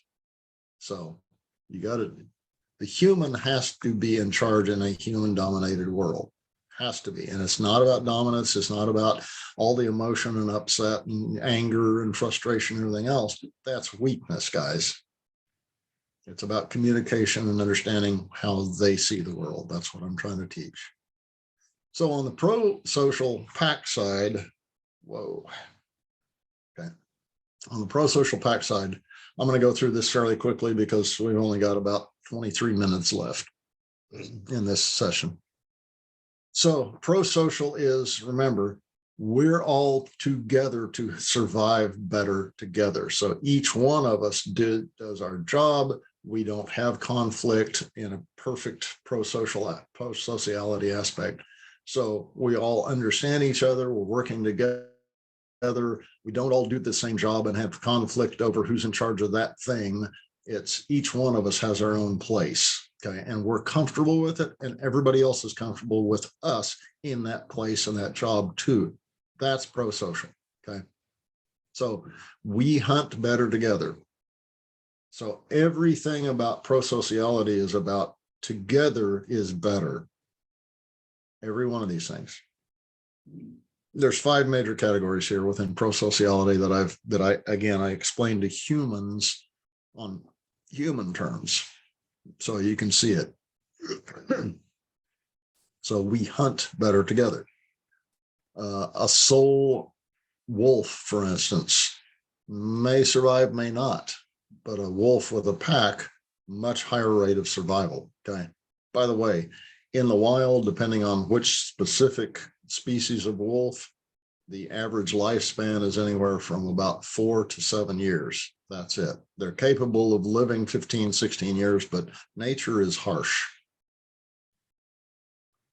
Just hunting elk with your pack, you can get stomped on and killed. So every time you go after prey, you're risking your life. That's the way it is. That's reality. So we hunt better together. We defend better together. So those two things, when you're disagreeing with your dogs behaving like dogs and actually being pro-social, barking at the fence against others, blah, blah, blah, it's how you direct your dogs to see that situation and where the limits of their territory and their say-so ends. Okay. If somebody comes on our property, I want my dogs barking. If somebody's walking on the sidewalk, I don't want them barking every time somebody walks by the sidewalk. So I show them where that limit is, literally by taking them out and showing them that line. This is our territory. Yeah, other stuff goes on over there. That's none of your business. Okay. So you can teach your dogs those things. Group awareness during vulnerable periods. So vulnerable periods are when we're eating, when we're drinking, when we're urinating, defecating, when we're distracted in any way, shape, or form. We are better together because I've got other individuals who aren't doing that action that I'm distracted with to tell me or to protect me, to help say stuff's going on. So I survive better. That's what pro-sociality is about as a group. Okay. So we look out for each other, and you looking out for each one of your dogs is extremely important. That shows them you've got this, so that you actually are a leader. And that doesn't mean affection all the time either. As a matter of fact, that has little to do with it. It's about leadership. Yes, Karen. It's about when the dog goes potty, what is the best position for me to face or stand in to keep it the safest? And so I want to have the dog in my peripheral vision. That may mean, off angle a little bit, or it may be here. I want them to see and acknowledge, and I want to see them. I'm not going to turn my back to them. Then I don't know what's going on with them, or if somebody's coming from behind them. So I'm protecting them and their back, and I'm looking out over things, the fence up in the trees to make sure the evil squirrels aren't coming down to get us, all of those types of things. Okay. So I'm looking around, I'm scanning. They know I'm scanning. I don't have to say, hey, I'm looking out for you.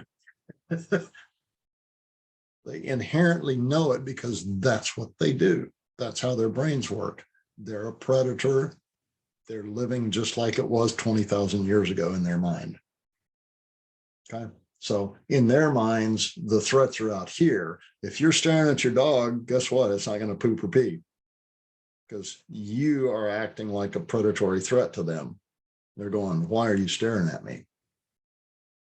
So instead, go out, and I don't send my dogs out.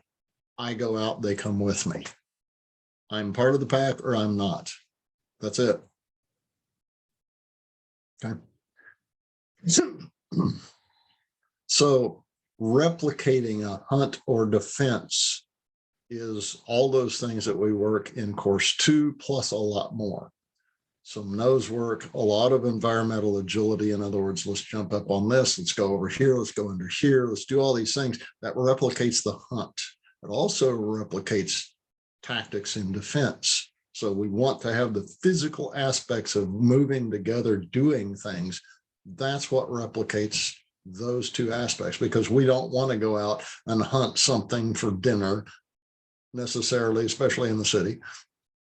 And we don't want to have to defend ourselves against everybody that comes along. So you're actually transferring the actions, the behaviors of those two elements of pro-social behavior by acting together in concert. And the more difficult things that you do together and succeed, the more trust you have in that pro-social unit, that pack, including with yourself. You don't ask your dog to do something you don't do yourself. That's where I go back to the whole idea is you first. You're the leader. You want them to climb over that log, you climb over that log and then ask them to. It's very, very clear to them in what you're asking of them. And that communication, the way you do it, that communication helps bond that dog to you. to trust you as a leader, because they see you do it physically and then they go, oh, okay, buddy. Okay.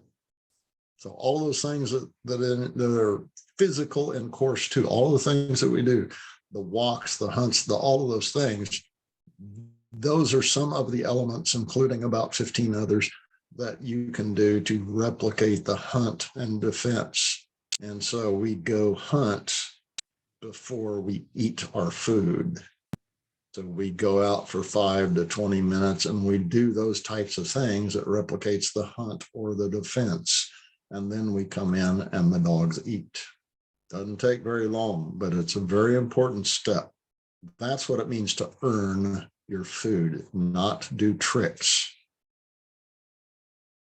A lot of trainers have transferred your earning in a human-based understanding of earning your food. And so they teach a dog, they train a dog to do certain things, and they work that.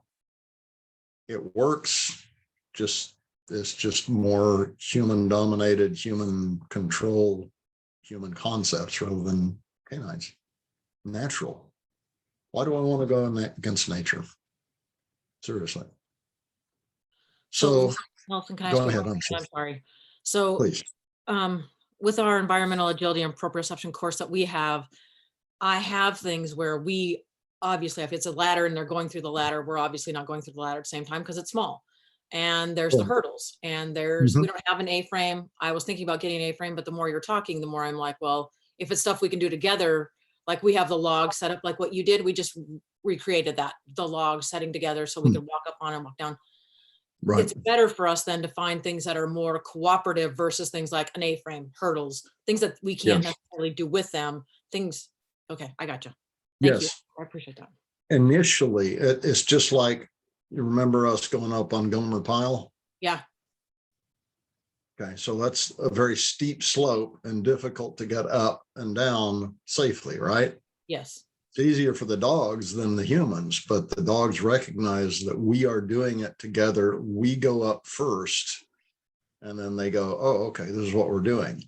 So initially showing them that we do physical actions too, they gain respect for us as a leader and as a pack member. If we physically can't do what we're asking them to do, then you're just not part of that equation. So that's where the physical actions are very important. But once we get that respect, even to an initial level, then we can ask them to do something. And they go, okay, I'll do that. Boom. Because they already have the understanding of the communication and the respect for us that we can do things. So it's not necessarily that we have to always do that. So after an initial period of being able to do certain elements, then we show the dog something new. They go, okay, I got it. Because they already respect that we can do things physically. Oh, that's great. Yeah, that helps. Thanks. I appreciate that clarification. Okay, sure. Nelson, what do you do when you have a client that can't do any of that physical stuff with their dog? So we do it on a very low level. So in other words, if someone is, let's say, obese and doesn't have very good balance, then I'll have them walk on the grass next to the curb and have them ask the dog to go on top of the curb and keep on that. So they're involved in it. They're working together, but you're not asking that person to injure themselves. Okay. So those sorts of things. So they're still involved physically. They're just not doing the actual action itself. So they walk along, they guide the dog. They, like going up an incline of, narrow incline. They go, yeah, come on, buddy. Because their physical hand is in front, making sound, touching on top. And the dog's here and they're going, yeah, good boy, good boy. To the dog's mind, the human's involved in that and they have respect for them from that. Does that help? Okay. Yeah, thanks. Does that make sense? As long as the human's involved in it as a pack member, as a leader, as a requester, then that dog understands it that way and that you are involved. You're a pack member, your role isn't to do it. That's the dog's role. Okay. Your role is to request, show, and teach. So that's what that becomes. I like to do the physical aspects to show the dogs that you get a slightly higher level of respect and understanding. You become more like them in their minds. Instead of, the further you separate yourself away from the way dogs are, what they do physically, and how they think, you are literally separating yourself. They know it. Okay. So, okay, good. So safety when most vulnerable, being together as a pack. So when we sleep together, it's safer to have more pack members because you go in and out of sleep at different rates, right? Sometimes you're in REM, deep REM. Other times you're just laying there almost awake. You can hear things and you could wake up and alert everybody. And that's the way it goes. So the more pack members you have, the better that is. That's why the pro-social aspect of a social unit, if it works well and you have more pack members, you defend more territory as long as you can get there within a certain amount of days, as long as you have the right resources, which is food, water, shelter, right? And so pack sizes are dependent upon the territory you have, the food, water, and shelter, okay? So our territory, we define in a different way than predators would. We control resources, food, water, shelter, right? So we have shelter, dogs accept that. That's their inner den. That's why they don't understand you letting in strange people, dogs, etc. That's why they bark and they, all that stuff, okay? Unless you teach them it's not up to you, it's up to me to let people in or not, or other dogs. It doesn't really matter, okay? So food and water, we control, but that doesn't mean the dogs see you controlling food in the way we think of it. Well, I bought it. Well, dogs don't know anything about purchases. And if they don't have to work for their food, then they simply demand it upon time. So they go sit and stare at you and go, it's time for you to feed me, idiot. And the human thinks they're in charge. And the dog knows they're in charge. Okay. So they have to work for their food in some way, shape, or form. But it's not them going out and performing. It's you being part of that and directing the pack. Let's go do this. Okay. So it takes some effort to have a dog. But guess what? You're going to have such an incredible relationship and understanding that you never thought would happen ever in your life. You're unaware of it until that happens, till you make it happen. So incredible animals, and we can learn a lot from them. If you feel like you're the superior being, then you've stopped your learning. So the highest level of pro-social or pack behavior is procreation and total correct sociality, including polite play. Now, polite play, very different just than going to a dog park and letting dogs, quote unquote, play or chase each other or overwhelm another dog or whatever else. That's not playing. That's predatory preparation. So polite play has a lot of rules to it, even though it's a suspension of other rules. You know, the way I used to describe it is, you know, if I went and just tackled a guy and knocked him down, that wouldn't be very good. But if I asked him if he wanted to play football and he said, yeah, and we knew what those rules were, is you have to have the football for me to tackle you. That's very different than just going and knocking somebody down and saying, well, I just tackled you, I'm just playing. And that's the difference of what happens with certain dogs and other dogs. So you have to be involved in understanding what is polite play and providing that leadership of that's enough. Let's cap that level. Let's cap that behavior. That's enough. Stop. Okay. Now you can go back to it. Now the dogs know, oh, there's a cap. There's a level of that. Doesn't take that much, guys. Just doesn't, but it takes your involvement and your understanding. Okay. So that's the pro-social behaviors and actions. Okay. This is pro-social right here. Two dogs just sitting together looking out at the same thing.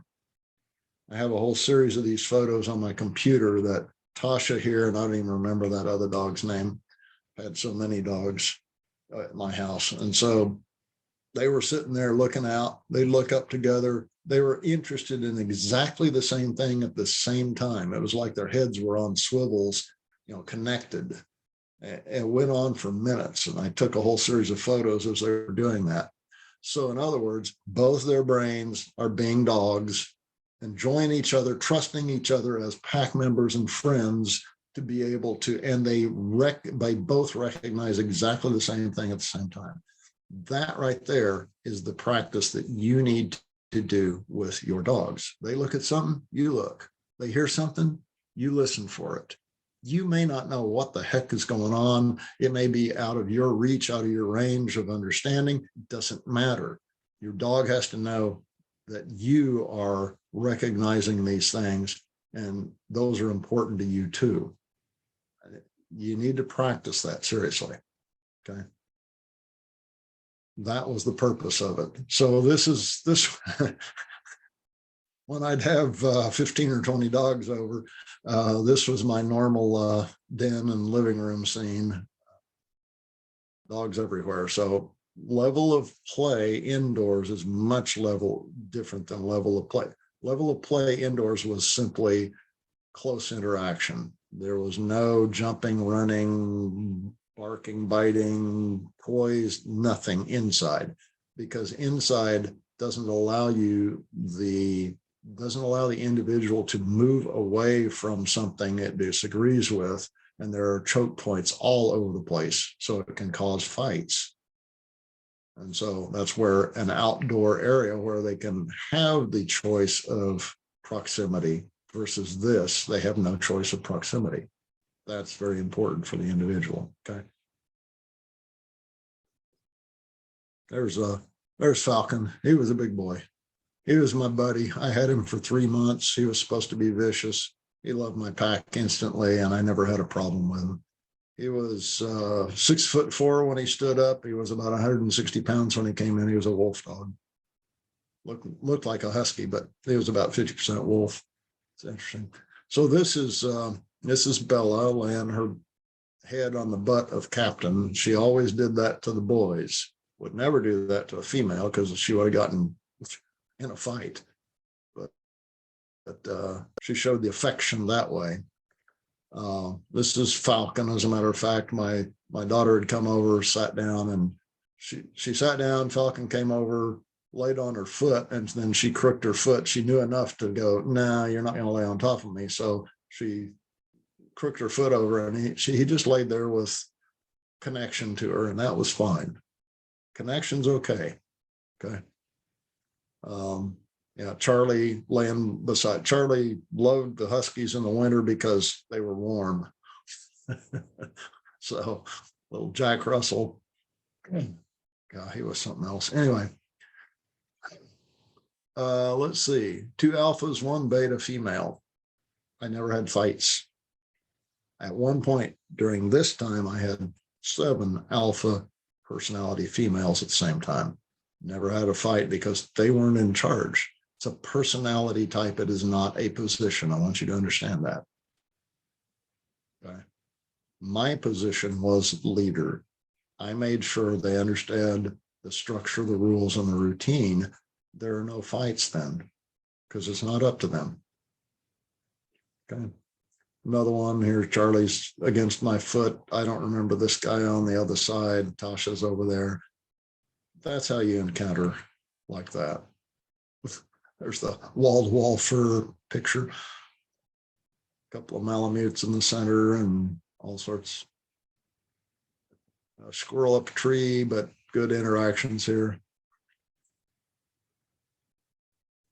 This was, I just fed them. I walked over there and they all came over like, okay, what's next? And my wife just took the picture at that moment. So that's what it looks like when you're in a leadership role, and they just look to you and go, okay, what's next, buddy? And it's not that it's not that they don't make decisions on their own. They're just waiting for, is there something that you want us all to do together? Because together is better survival, guys. And they know it, they feel it.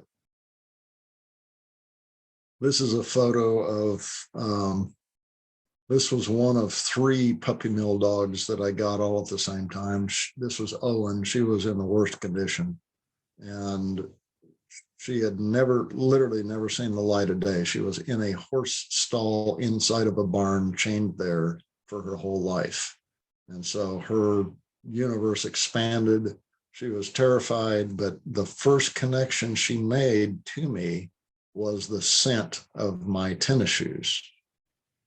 It wasn't, and a fearful dog is the only time I'm going to allow them to show possession, especially of something of mine. It wasn't possession, it was a connection that she made with me, and she was indicating to me she's comfortable to make connection with me to try to get that smell.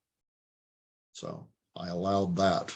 She really never did anything in possession that way, because, you know, terrified, fearful dogs, they don't do that. But this was an incredible opportunity, a unique situation with her. So I took advantage of taking a photo. It was low light conditions. I didn't have good lighting. I wasn't going to have a flash go on. So I allow that for those type of dogs. Yes. Awesome. This connection or the possession, how do you explain this to the clients? I mean, how do you teach them that there is an intent and that they can discern at what time the dog touching them is really connection and they can allow, and when it starts over to being a possession, even leaning into them or something like that, you know? Yeah, certainly leaning and not respecting space over and over again is a possessive aspect. It's a lack of respect for you to enter and take your space away from you, making you move away or move around them or stuff like that deliberately. That's all possessive and very disrespectful. So a connection, a touch, you know, a tail. I've had dogs that, you know, they come in and they see, oh, there's something I can actually understand. This human understands. Everybody's great. All the other dogs, you know, they follow him and it's all calm and composed. And a dog will walk by me, you know, a new dog will walk by me and it flicks his tail out and just kind of touches my leg as it passes by. That's a connection, a thank you, whatever you want to call it. A very soft touch and just a connection. I'm fine with that. If they bump me, guess what? I'm going to bump them back. My leg is, I don't even think about it. Dog bumps up against my leg. I'm just going like that. Give me space. You're not going to do that to me. Those are tests of dogs that learn how to do that. So bumping, leaning, all of that stuff, shoulder bump, hip check. Those are all, I'm over you. I'm showing you connection. That's what that is. That's different. And inviting your space when you're sitting down, dog coming up and demanding to be petted or pushing into you or over the top. You're not going to get that attention, and you're certainly not going to get affection at that time. So there's a number of things about it. I mean, gosh, I could talk for another hour about that. We're already at the end. So let me move on. This is a good look at the relaxation on the faces of the dogs that you can see. I think I had 7 or 8 dogs with me that day. I put some water down. This was just a water break. Somebody took over and sent it to me. And this kind of the tail of the tape. All the dogs are happy, relaxed. Even Redford over there, that's the only dog that's ever bitten me twice. I don't know how many times he bit other people. I didn't care, but we had a come to Jesus moment about a week in. And he became my best buddy after that. I could have kept that dog forever. He was great. Once he understood that that's not acceptable. And it was a stare down. It wasn't a physical action. There's about 10 seconds of me staring at him predatorily, like, am I going to have to come get you and do this? and him going waves of emotion that you could see through his eyes and everything else, of everything from him, I'm going to have to fight you, I can't escape, you've blocked my area, I'm sorry, I'm terrified, all of those things, to finally just kind of an acquiescence that I just turned around and walked away. And he came up within about 5 steps. He was right beside me, hooking his head around my leg, saying sorry. And I just scratched his head and went on. Squirrel, this is pro-social behavior. We all act in concert. We think alike. We do the same things because of it, because we're predators. Okay. So I had 7 or 8 dogs with me this time. You can see me 5 there. There were some around the corner. We were looking at them pretty late, so. Me in half-price books and sent it to me. So, and again, all the dogs are relaxed, happy, et cetera, et cetera. Okay. All right. So I am going to leave you with this. Actually, I'm naming. We're gonna stop on this, but I am going to send you. Okay, I'm going to stop share here. I'm going to send you the next 2, maybe 3 exercises in a row. Okay, so I'm going to send them to you today, this evening, so that you have time to do them. I want you to each, and you guys monitoring this, in other words, just auditing, advanced guys, you don't have to do it. I want everybody else, though, to go ahead and do videos of each of these exercises. They don't have to be, please don't have a 42 meg, gigabyte video crash. Okay. So what I'd like for you to do is, okay, this is 1, this is 2, this is 3. Okay. And looks like my video's stopping. Can you hear me, guys? It's going a little in and out. Everything's Mostly okay. hearing you. Okay. So these next 3 exercises, I want you to video each of them individually, post them so that we can review them. That's the next thing we're doing, is we're going to review each of those videos of each of you this next class. So you've got a full week to do them. The written explanation, I've also got videos of myself doing them and explaining so that you can see. Okay, so I'll give you all the rules and parameters, and I want you to stick by those. Okay, so until next time, thank you guys, appreciate it. Can I ask you a quick question, Nelson, just because of what Sure. happened yesterday? And I understand it's layered learning, so I don't expect the answer to be the answer. Okay. When I come upon a dog like I did yesterday in that situation, so I was walking around a corner, I'll tell you real quick, my dog saw it, lurched out, barked. My dog was on leash. The other dog came towards us to attack. I definitely took control, but I definitely with anger. I think he moved. My dogs fell back behind me, which was great. Finally, didn't take over. Dog sat and stared us down. I screamed at it to get the fuck out. I had to, whatever. I'm from Brooklyn, doesn't matter. Finally, he walked away. It was a win for me in the terms of the dog left, and I was able to control my dog to not take over. My question to you is, what do I do? The typical thing happening here. I have to literally walk around with sticks and things.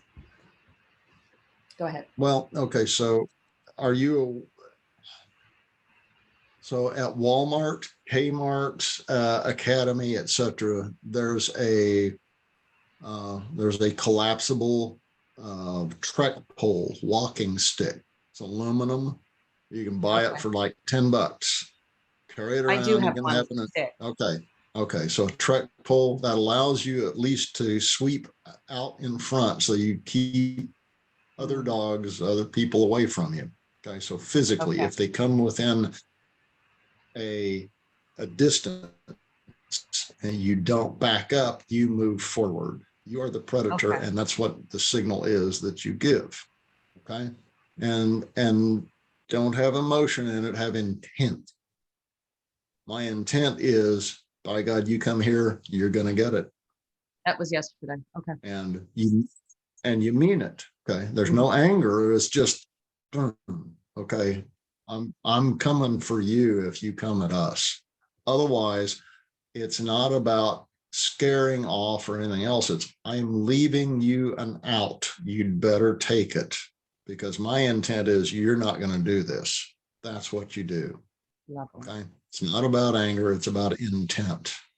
And so your intent, you probably scared your dog by getting mad, which it worked, but basically is you move back because the lunge or whatever else was what caused the other dog to start coming for you. So instead, not your place, it's my place. I'm taking care of you. You get out of here. I've got control of this. When you step forward, your dog is behind you. The other dog says, oh, the human's in control. I don't need to address it with that dog. And I need to go through that human who seems to be very powerful. Good. Okay. Quick question. I hear everything you're saying. If I'm on, my dogs are always on leash. Another dog is, it's only around my neighborhood. I don't have this problem anywhere else. I just want to explain that. Not usually. Another dog is coming towards me. We are all a little bit in reaction mode. I'm trying to definitely work on my intention, my breath, being neutral. What do I do? Like, do I go towards the dog and try to walk away? I've gotten into a habit of walking away because I don't want to have the confrontation anymore. So I understand. And what that does is show fear to your dog to avoid. And so your dog has to take over. So instead, I would, if they're on the other side of the street, for instance, on a sidewalk, walking along, coming at you, I'd just stop and I'd redirect my dog to some behavior. Hey, come over here and smell this. Look at this. Telling my dog, I'm unconcerned about that. Okay. I've got this. Don't worry about it. Hey, look at this thing over here. Or, hey, let's jump up on this. So in other words, it's not to distract your dog. It's to teach your dog, I'm unconcerned about that. Let's do this fun thing together, pro-social. Let's do this together instead of worry about that. That's what you are looking for opportunities to do. Okay. Thank you. And I appreciate all this. Quick question. I've been using food. So and I don't know this is the right thing. It's just because I don't know what to do. That's why I'm asking you. And this is so great. Thank you. And I understand it. So I'm moving them away and feeding him. He's actually calming down and not doing anything then. Sure. Well, if you feed me along, I'm more. What'd you say? So if you feed me some good stuff, I'd probably calm down too. Okay. I just want to make sure I'm doing, because I've had so much training and I do not use food. Yeah. It's and I prefer not to do that line. What? Yeah. It's a distractor. Yeah. It's also, you don't know what state of mind you're agreeing with your dog. You may actually be creating an agreement with a very bad state of mind. I want to change the state of mind to what I want, which is, don't worry about that. Let's do this enjoyable thing together, because movement is a reward. Okay. Just moving is a reward because you're alive. Okay. Okay. Thank you. I appreciate all of that. Absolutely. Okay. So Nelson, I hope these things helped. Yeah. Oh, it does. For Marilyn, could something like starting play with the dog at that point, playing together? No, not when there's would that another create dog. Excitement? Yeah, when there's another dog around, that may send the wrong signal to that dog. It's again predatory excitement, and okay. I'm not going to go into a play mode that's inappropriate at that point, because then you're saying I'm unaware of other things going on around us, because the only time you go into a play mode is in a safe mode. Okay, that makes sense. So after the dog has disappeared, if you chose to reward her dog, if you stayed calm, sure. You could, okay. Yeah, okay. I wouldn't do that every time though, because then there's that expectation. And now the dog is looking for other dogs to then have play afterwards. It's much like a dopamine rush. Okay. Okay. So don't be predictable in that way. What you do want to do is do things together and support the pro-sociality aspect of things Okay. calmly. Okay? Does that help? Thanks for asking that, Tammy, because that helps Yeah. me. Good, good. Thank you so much, Nelson. Absolutely. No, it was important for us to cover this because I think it helps everybody else in their understanding as well. So, okay. We're about 15 minutes beyond. I don't care. I know other people have other things to do. Actually, I've got a guy coming over to look at one of my old cars to sell. So I do have to get off here. So anyway, we will see you guys next Sunday and same time, same station. And please get your videos in if you can by Saturday evening. That way we have time to look at them and then we will take time to review. Okay, I will post stuff tonight, exactly what I want you to do and the types of things. I certainly have lots of examples from the previous classes of that, but I think we've got enough variety here. We'll see everything we need to see, and we will take the time to analyze them. It's really important for you to see what you're doing and how you're doing it and how it affects your dog. Okay, and that's what we're going to work on. Okay, so anybody that wants to do that, even you guys auditing, that's fine. Okay. Thank you, All right. Nelson. Thank Such you. a Thank you, great guys. session. Appreciate it. Thank you. you. Thank you. Bye, right. everyone. Thanks for the help in the chat too. Yep, absolutely. All right.